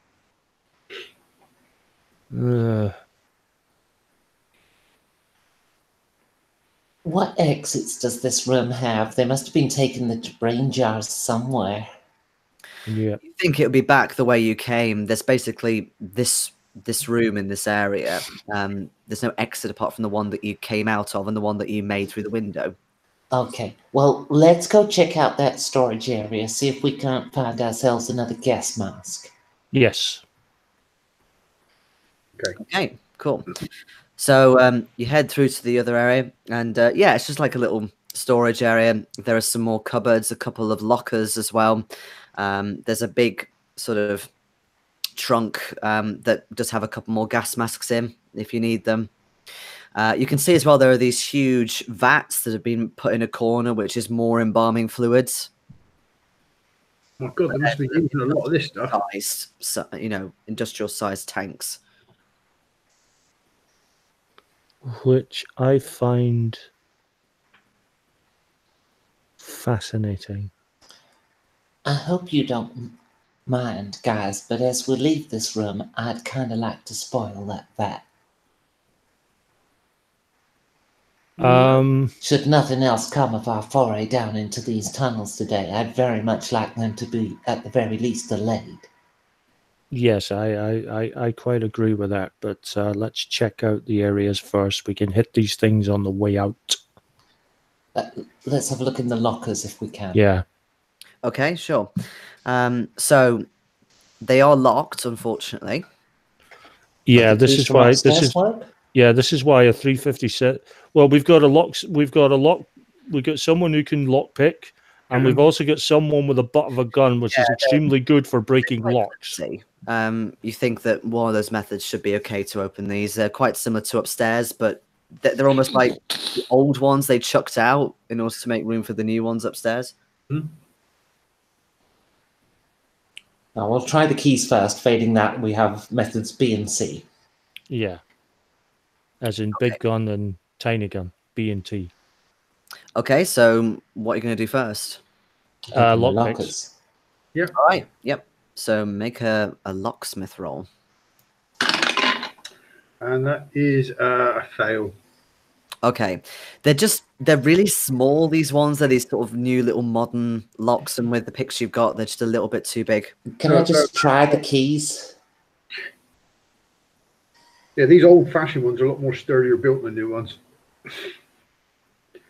What keys? Sorry. We have the keys that open the keys from the office upstairs. True. I'd briefly forgotten about those. You do see some slightly older keys on there, sort of smaller, slightly older looking ones. Takes you a little while, but you do find one that manages to fit both of them. Okay. Right. I'm going to do that very, very fanciful thing of the bloody good search. Okay. I'm hitting these lockers top to bottom. It's a locker, so there's not really that much Yeah. area to search. Yeah, fine. So in the first locker, you see some fairly normal clothes that have been just stacked on the shelves. But one thing that catches your eye is the next shelf above has like a chef's coat or chef overcoat on it. It's dirty, like it's been used recently. Check pockets of the clothes and the chef's overcoat. So in the pocket, there's a bunch of keys. You think one of them is to drive a car with, another one's a house key. There's a little key ring of a band. You don't recognize it. Pocket them. And you don't find anything else in the pockets, although you notice the name tag and the logo as well. The logo is of Stony Creek Bar and Grill, and the name tag says Todd Carter. I think that's the guy back on the operating table. Does that ring any bells with us? Because that was our local. Yeah, you vaguely remember Katie mentioning Todd as one of the kitchen staff who was working that night when you spoke to her. Okay.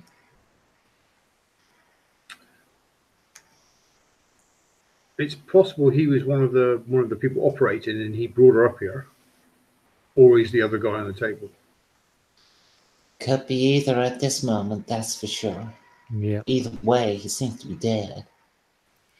Sheriff, have you been getting a lot of missing persons in the area? No one comes to the office. We can't really start an investigation unless someone actually reports them missing. Sometimes you get transient. It just seems to be that they've done this a number of times here. if they're using a lot of embalming fluid and everything's dirty and used. Yeah. It's starting to worry me. Right. I keep checking the lockers. There's a second one. Yep, the second one. So this one, there's not much in this one actually. Although with it being locked, it's actually got some papers in here. Quite a lot of it is sort of scrawlings. It's either very sort of illegible handwriting, or it's some kind of inscription that you don't really understand. Yeah. Okay. The person in this locker may be a GP.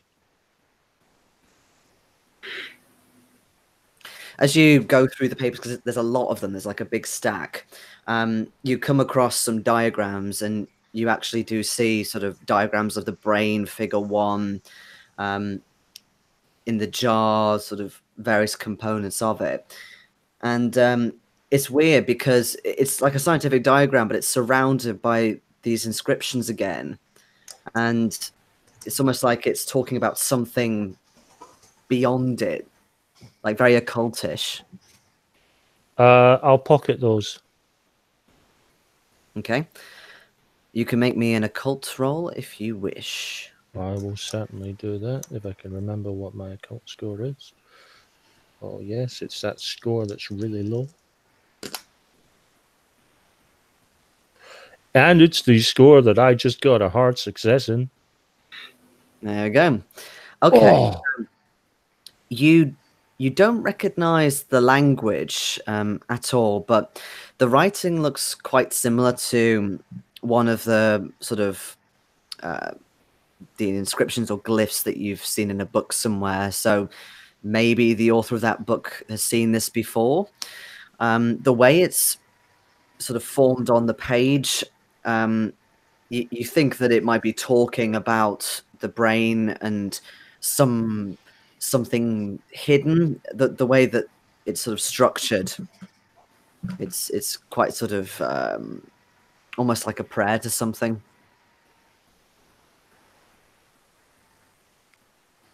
We really need an expert on this.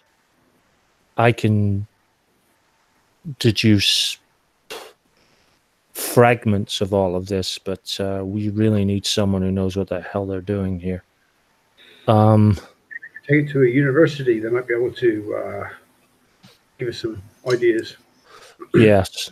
What I can deduce is that it seems to be some sort of chant, maybe a prayer of some kind being written here.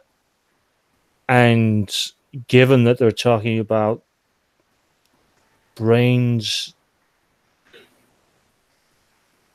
possibly they're talking about transference, or maybe just as simple as a sacrifice.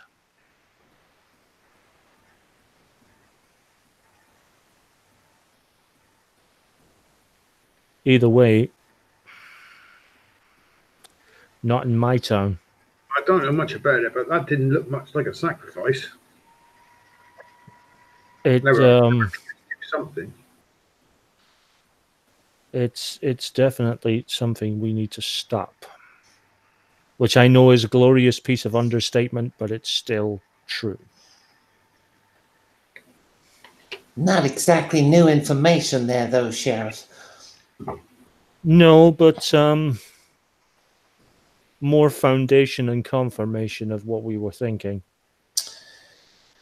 Well, we seem to have exhausted all the possibilities here. I'd very much like to spike that embalming fluid and then head up the main corridor. Yeah. Yeah, it'd be nice to be able to stop whatever they're doing.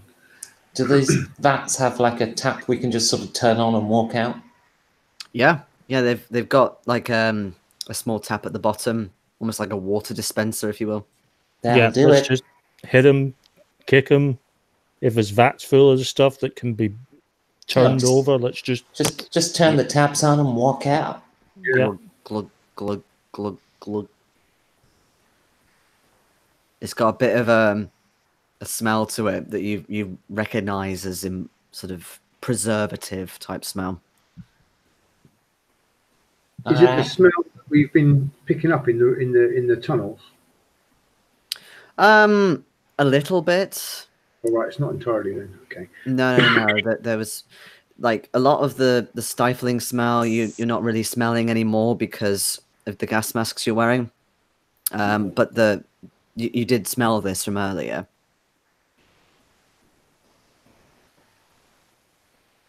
So, back down the corridor.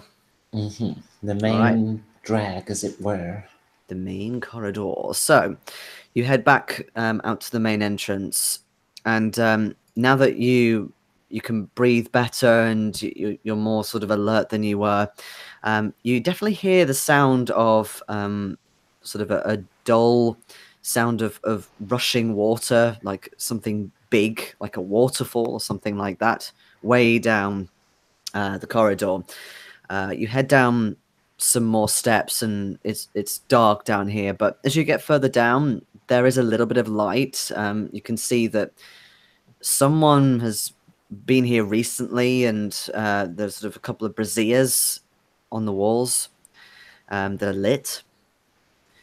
And as you eventually reach the bottom, you kind of turn a corner, and you actually see below you, it's sort of on a lower level, there's this huge river that's coming out from the right of your view, and it's heading down into this huge whirlpool that's right below you. But it's more than a whirlpool. It's like it goes down deep, very, very deep. And over the cacophony, you can make out on the other side, because there are a couple of other sort of walkways on the other side. You can see some, you think, followers of the what are they even called again? The moral majority, maybe, with hooded robes on them. They are processing through to somewhere. Okay, I lift my hood up. Okay. You don't think that they've spotted you, because they are quite far away and on a lower level as well, and there is a lot of noise. But I'll leave that role a secret for now. Is there a walkway to get down there?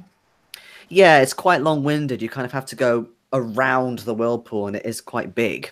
We're talking at least 40, 50 feet diameter. That's fine.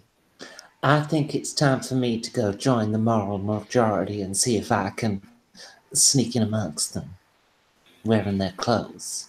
Be extremely careful.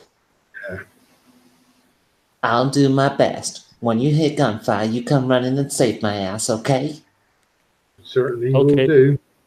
Okay. So when we hear gunfire, we wait for it to stop, and then we go in and save her, right? Yeah. Your sarcasm's not appreciated right now, Sheriff.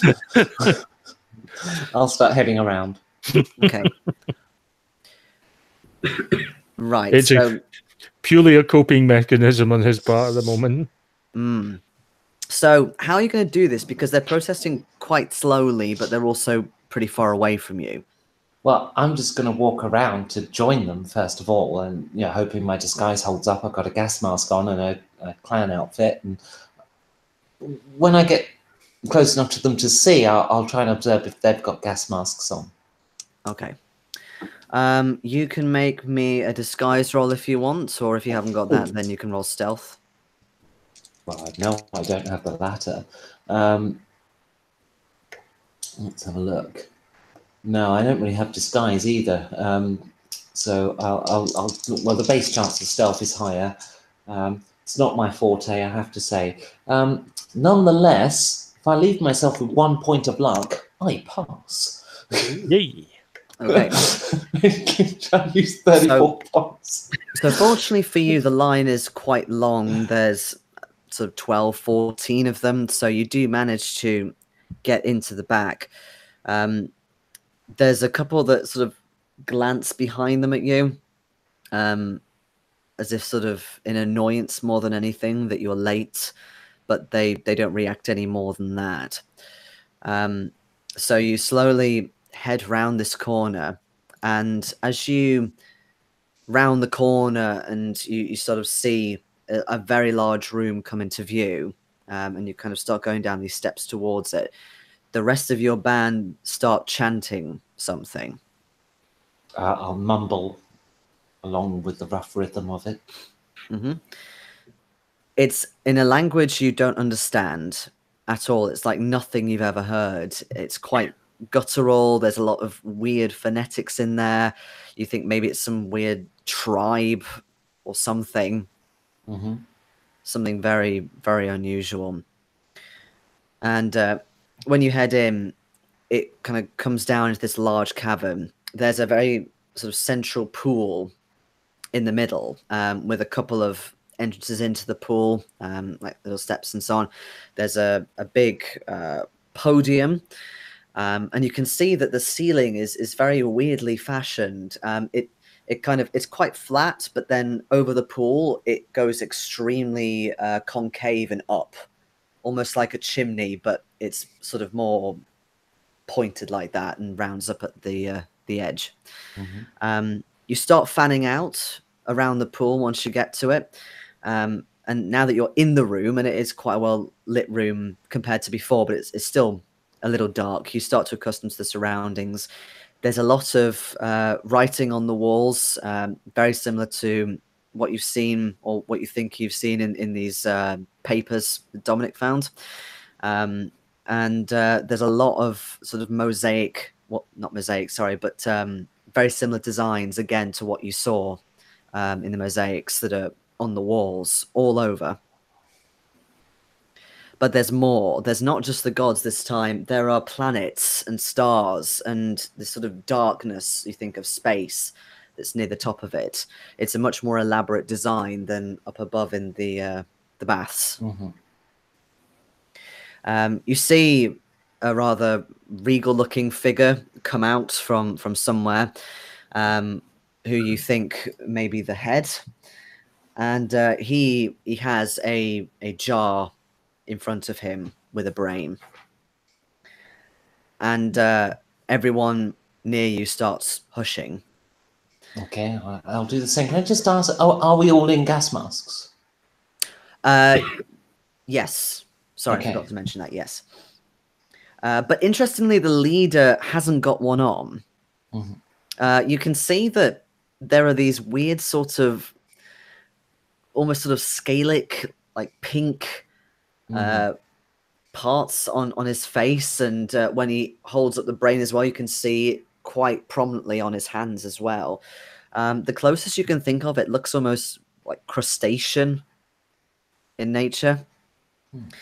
And he starts booming out this prayer in this very sort of preacher-like voice. "Yah, dwellers of Yoggoth and vanquishers of the Brotherhood! Yah, great fungi of the ancient stars and enlighteners of worlds! Accept our offerings to you, O whisperers in the darkness!" And you hear a hush chant around you again. This sort of quite rhythmical chanting. Okay, again, I'll mumble with the rhythm, but obviously not the words. Yeah, can you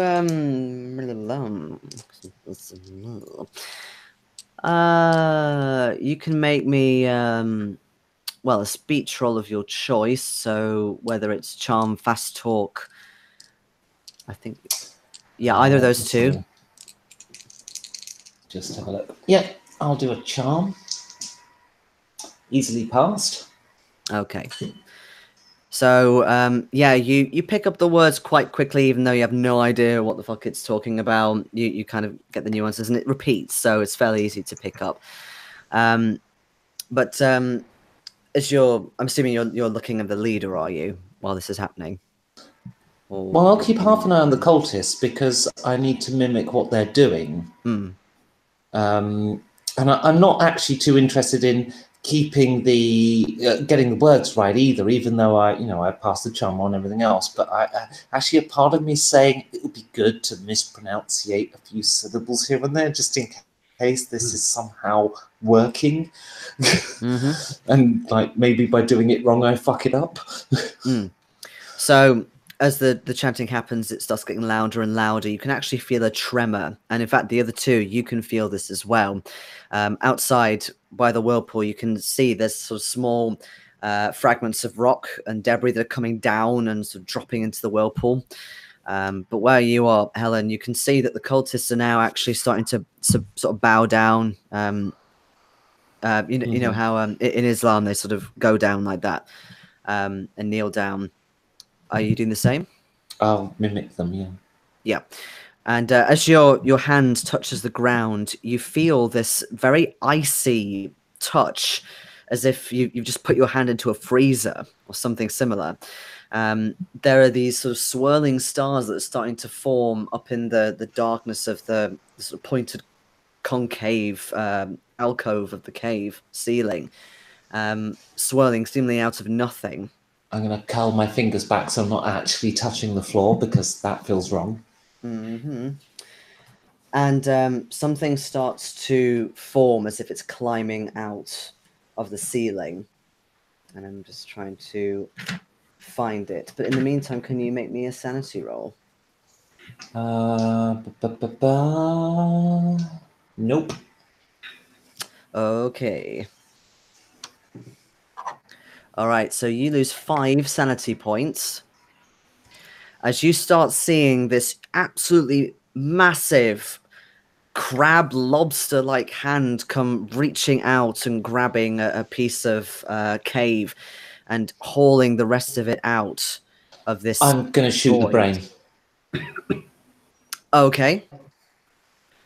You do so you don't need to roll for it. Okay. It goes through the glass. It pierces the brain. It kind of just sort of squirts all over the jar. It still keeps climbing. And then I'm going to shoot the leader, the cult leader. Okay. With that, because of how startled you've made him, you'll need to make me roll for that. Okay. I miss. Okay, so the bullet just goes above his head, hits the back of the cave. The rest of you are starting to hear the sound of gunshots. Yeah, Sorry, I'm panicked. we are heading in the general vicinity of the gunshots. We're going at a lively pace. Okay. One might even call it running. Okay. So you head in. As you see these cultists come round Helen. Who's holding the Biden, by the way? Is it Dominic?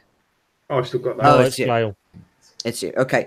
So you see them sort of starting to swarm around her as this huge thing is coming out of the ceiling. Can both of you make me sanity rolls, please? The hell's that? 25. I've made that. Yeah. Yep. By 24. I points. didn't. Huh, well, fortunately, I rolled very terribly. So, Carl, you can lose 2 sanity. Dominic, you lose 1. It definitely shakes you, but you're more concerned at the moment about Helen. But you notice as you start heading towards them that the cultists suddenly stop what they're doing when they see that you're holding the Biden, and they look at it and they kind of shy away from it a little bit. You see the leader is looking quite sort of taken aback by this and say, "Don't look at him. He's one of them." And I am one of you. And I shoot him again. Okay. Make a roll. Oh, that is a hard pass. Oh, roll your damage. 5.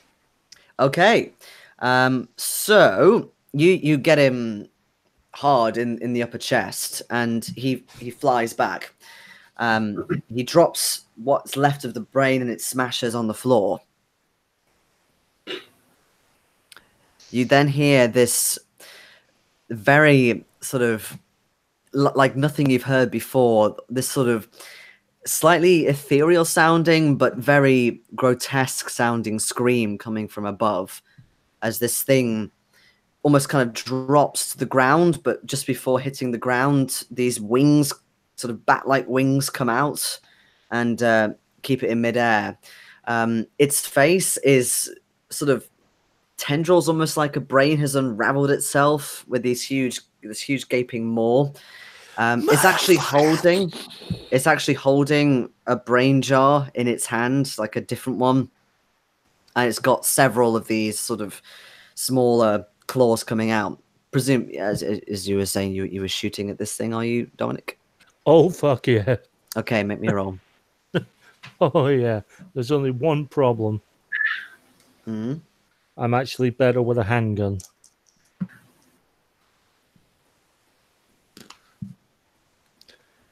Oh, yet he manages to finally hit with a shotgun. Okay, roll your damage. Thank fuck for that. What's the distance? Yeah, because that's going to decide on what the damage is. Oh, yeah, that's true.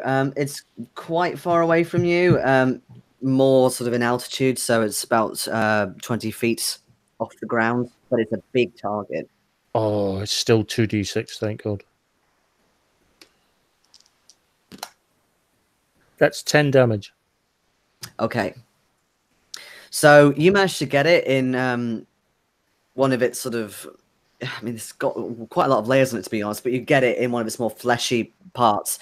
It kind of drops to the ground, and it looks at you, and you can see it sort of moving tendrils and so on. It is going to actually launch at you at lightning speed. Ooh. I'd like to dodge. You can dodge, but it'll need to be a hard pass.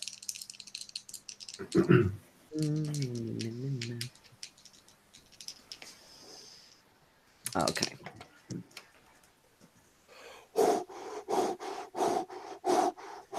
Succeeded. Okay. By so 4. Jesus. It has this huge claw that comes towards you, but because it's so big, that's actually an advantage because you managed to kind of leap through it and get out of the way. It smashes into some rock, causing part of it to crumble. Okay, so can you each roll me initiative?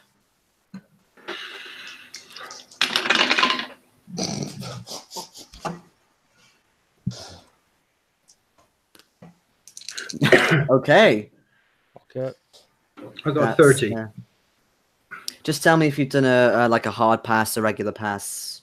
I've done a hard pass. Is 99 a crit fail? With initiative, no. I would say it's sort of crits don't really happen. Okay. It's regular pass for Kyle. Hard pass for me. Okay.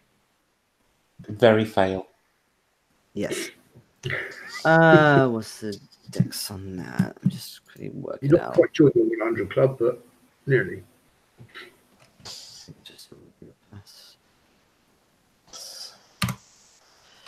Okay, so what's your dex in total, Kyle? 35. And you got a regular pass from that. That's pretty good. Okay, so you're still going to go before Kyle and... Oh, shit, I haven't of the cultists. It's okay. We're fine with you not rolling for the cultists. We're okay with that. Yes, well... I think we should have a meaningful vote. Who says the GM shouldn't get to roll for the cultists? Yes. Yeah, that's an anonymous pass. We can't have a vote on that because it would be undemocratic. Yes, that's very true. Yes. No politics, thank you. All right, so Dominic, you are first in initiative order. Yeah, I'm shooting at it again. Mm-hmm. I'm giving this thing, whatever it is, another bit of shotgun. Ooh. And that was an extreme. Oh, okay. Now I'm getting decent fucking rolls. Okay. So, yeah, make a damage roll. How much damage did you do last time? Was it 10? Sorry. 10. Yeah. Okay. That was on 2d6 though. How close am I? Well, it's much closer now because it's on the ground, so it's sort of 10 feet Right, that's short range. That's 4d6. Oh, just go away, dice. 10 again. Okay. So what happens is, whereabouts do you shoot it? Because I'll give you that with the extreme. I'm trying to drop it in the middle, just right in the chest. Okay. So you get it Torso. once again in the torso. It breaks open part of its hard shell, and some strange dark blue ooze starts seeping out of it. It screams extremely loudly. Can each of you make me power rolls?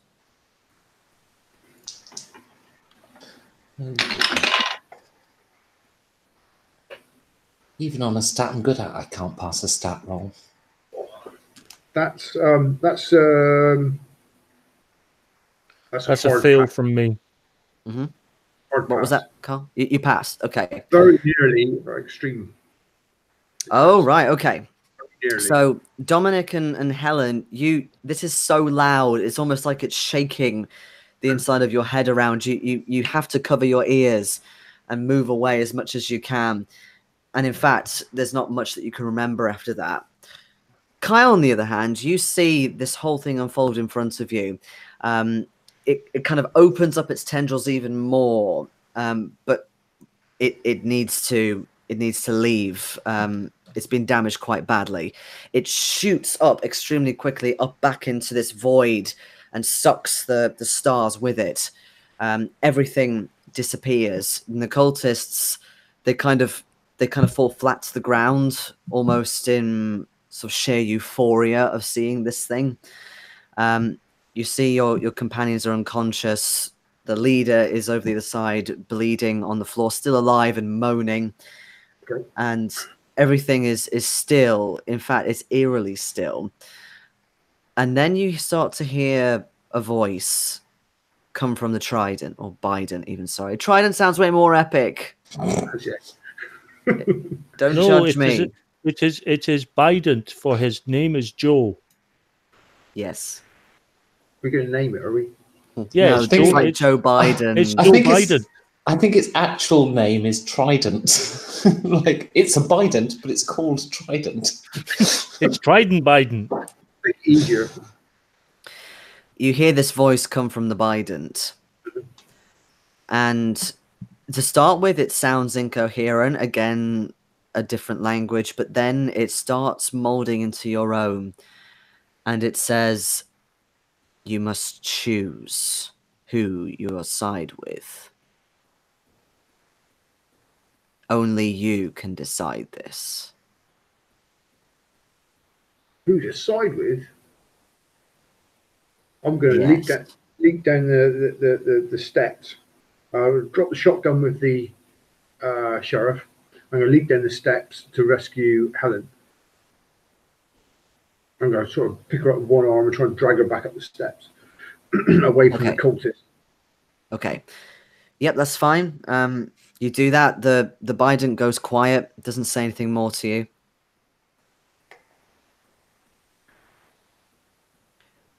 And since you're the only one conscious at the moment, is there anything else you want to do apart from get your friends out?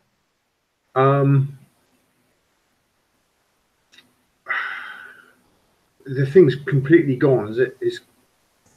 As far as you can see, there's some very tiny gold dust or maybe silver that's just falling very gently, as if something was there. I want to keep an eye on the alcove, the recessor up in the ceiling. But yeah, I want to try and pull both of them. I'll try and get one back to the entrance and then the other one. Okay. So you drag them both out too. It takes a while to get all the way up to the entrance. Meanwhile, Helen, you are also having some voices in your head. These are similar to what you heard before, but this time they do start talking your own language. It is a deep, unsettling voice that says to you, you have one of my trinkets. frustrating.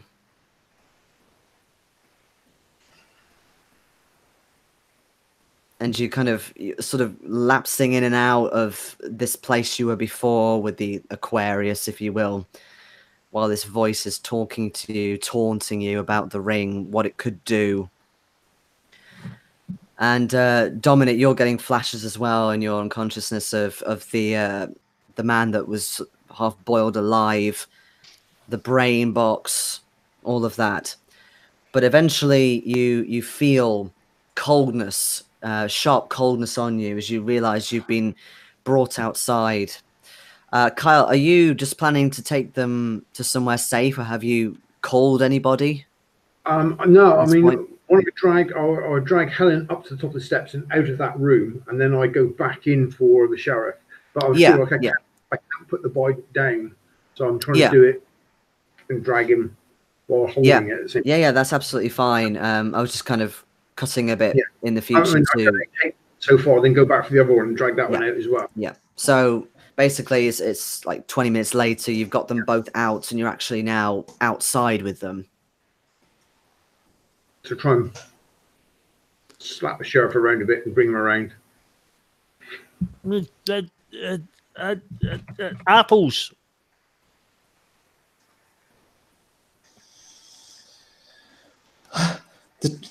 The necklace, the ring, the other ring, Katie's ring. We must get it. We must destroy them both. Hey, right, okay. Now, back in that room, back in the operating theatre. Run. Okay, let's go. Let's make our way to the exit. Okay, again, we can cut a little bit. So you run back in. The ring around the necklace is still there. So do you just sort of pull it off and take it? How are we going to destroy it? Melt it. Yep. That embalming fluid is probably flammable. Could try it.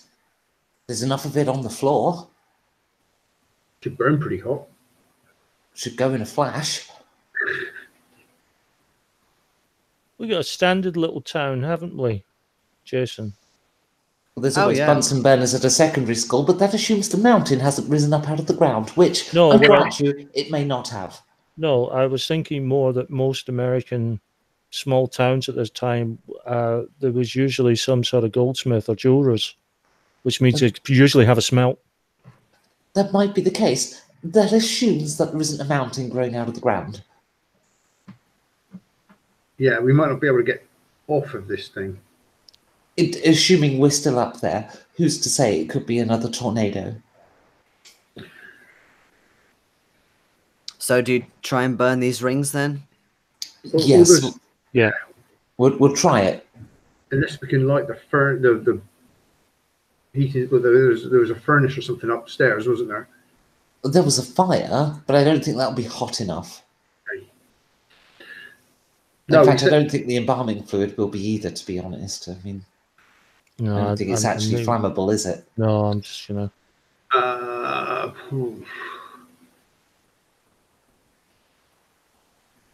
could just try smashing them with the butt of the gun. Did that work? Just try crushing it. Could give it a go with one of them and see. Put the ring on the floor there, and I get the shotgun and bang.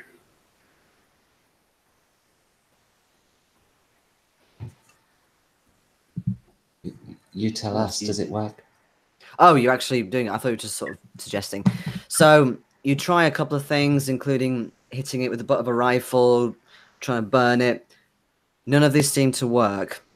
The only thing that you see happening is it's giving you a searing headache, and each of them, you can see more swirling, getting more prominent in each of the rings. We've got to destroy these quickly. Yeah. Perhaps having them so close together is not a good idea. Okay. I'll take one. Let's get out of here. Embalming fluid does have methanol as part of its ingredients, so it should, depending on the concentration, it should be either slightly flammable or extremely flammable. We'll try it. It's usually between 9 and 56% methanol, depending on who's got what. Well, 56 would definitely do it. I mean, temperature-wise, I mean, yeah. Let's try it. Yeah, let's put them in a nice vat of. Well, it's a floor. Yeah, and just set fire to the damn things. Okay. Can you all make me sanity rolls? It's not that crazy a notion. I passed. I failed by 3. Oh, I'm not even going to bother to tell you how much I failed by. Okay. It's just embarrassing at this point. So, Carl, you take 4. Dominic, you take 2 sanity, respectively. All of you feel this, but it doesn't have as much of an effect on you, Helen, in that you actually listen to more of what's being said. As these rings drop into the vat, and you can see sort of smoke come up, you hear the voices again in your head, and you feel drawn to this place you were before. All of you see this, but you are right there in this village this time, and there are cultists all around you. But they're different to the ones from before. They have rather sort of gaunt-looking faces, looking dead-eyed at you. And the voice says, "You will never destroy them, but I shall get them back. Meanwhile, the Brotherhood will take care of you." They defeated the Brotherhood. And then you're back. You can see that the rings are still completely intact. Shit. Those cultists might have been trying to stop this.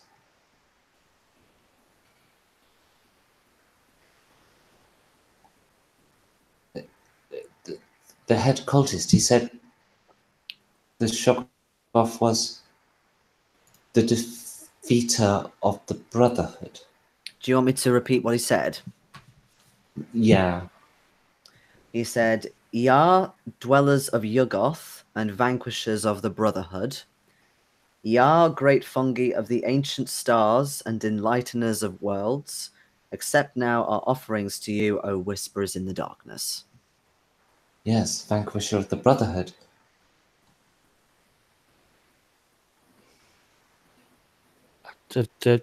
What we're saying is we got one bunch of crazy guys trying to stop another bunch of crazy guys. Quite possibly. Whatever this demon of the rings is. Maybe these rings were found in those different locations. It all seems to be water. There's a whirlpool here. One was stored in Antarctica, perhaps. Perhaps the other was stored in Iceland, was it? Del Datengungver. Yeah, that place. Another in Niagara. Perhaps, and then there was order. I'm not sure what that means yet. There's this note with the name written on it. Sasha. Yeah. Shasta. I think that was the poison that they were using. Yeah, that was on a separate piece of paper with the skull and crossbones. So, yes, order we have not translated yet. I think we have a lot of work to do.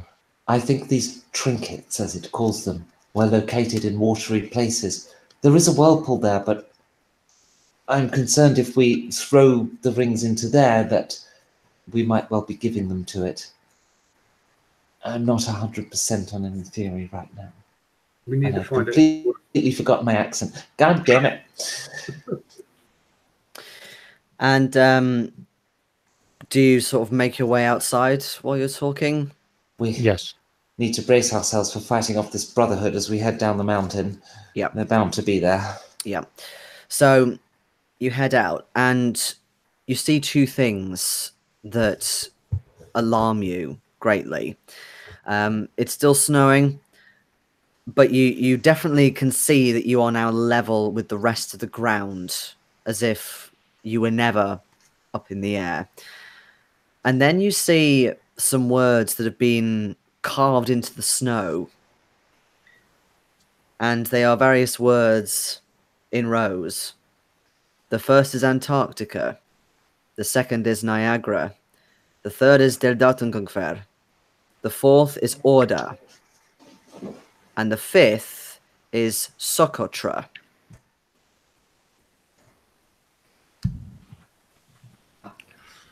We shall end the session there. Ooh.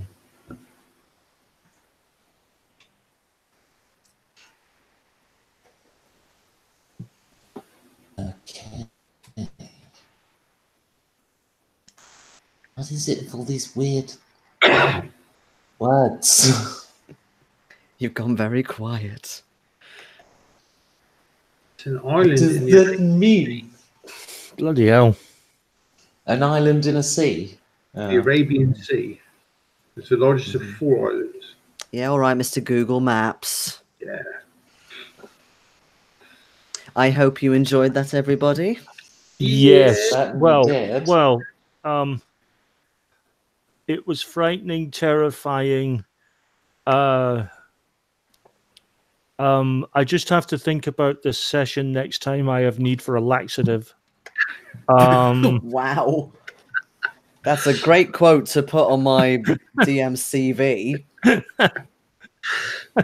Better than a laxative. Better than my horror games are the perfect laxative. They scare the shit out of people. That was intense. That was good. And the That was only really good. nice thing I've been the only positive I can take character-wise today is that I haven't lost a hit point yet. I've lost a truckload of fucking sanity, but no fucking hit points yet. Wow, looking at pictures of the trees in Socotra, they don't look a little bit like fungi. Don't give the GM ideas. Right, so quick bit of admin once I find the page. So we are going to do advancement. Stick here. So obviously you look, you roll. I'm definitely going to pass that. I've got one left. Yeah, so how much do I get? Is it D10? Yes. Yeah. What have you got? Got to roll under? No, you roll over for any advancement rolls. Oh, bugger. Right. Fail by 1. 6, yes. Advance everything with roll to advance everything with check. So no. And then you want to check them, right? So Check. it's Oh, development phase, that's what it's called. 61. Oh, I got better at first aid. It improves by D10, doesn't it? Yes. So you can also do this with any skills that you've ticked. Let me know if you get a skill of 90% or more. I don't know if anyone's reached that yet, but no way. Okay. Oh, well, I advanced a couple anyway. So is it D10 for everyone that you make? Yes.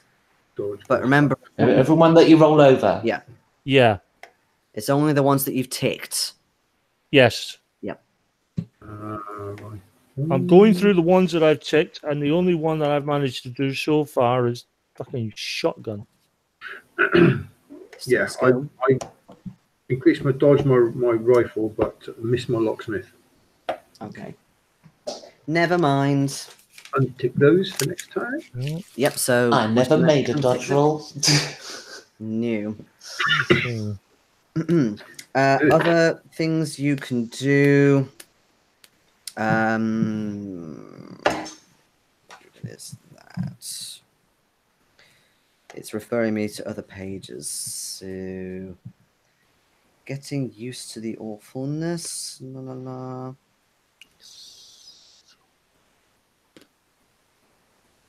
Okay, so basically reduce your sanity limits by 1, so especially for those who've lost a lot of sanity. So Ronnie, for example, with the 20%, it just means that for something specific, you can't lose any more sanity for a certain amount of time.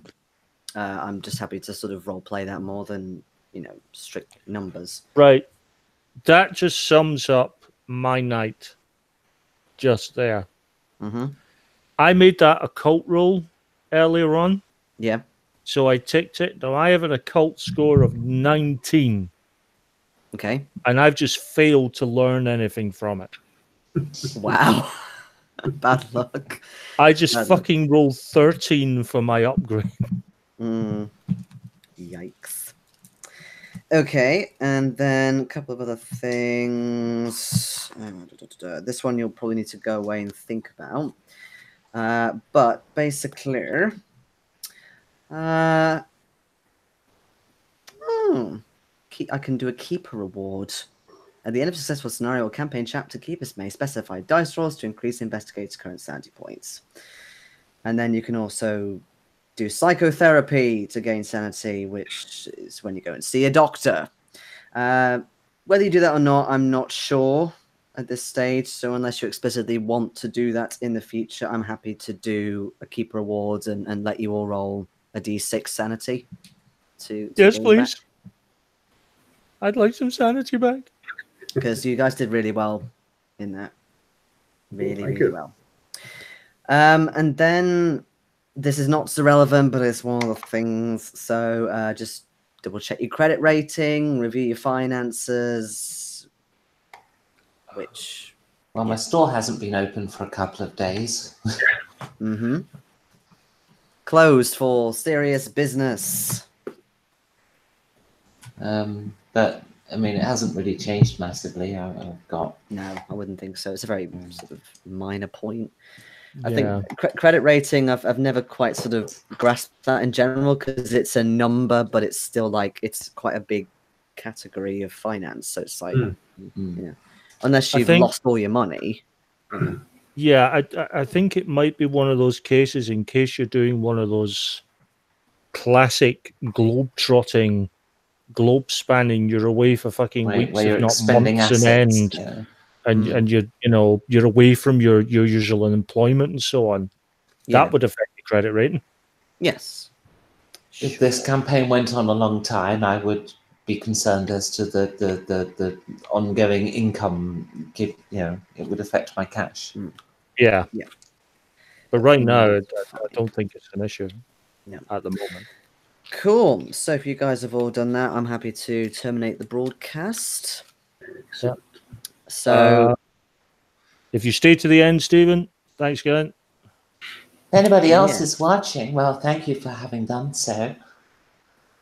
We love you here at Parrot Geeks. We love our Patreon supporters. There's not a lot of point blocking it right now because nobody gets this far into the video. But I hope I haven't given anybody nightmares, including Steve, who is watching. Thanks very much for watching, Steve. And we'll see you all next week. So bye.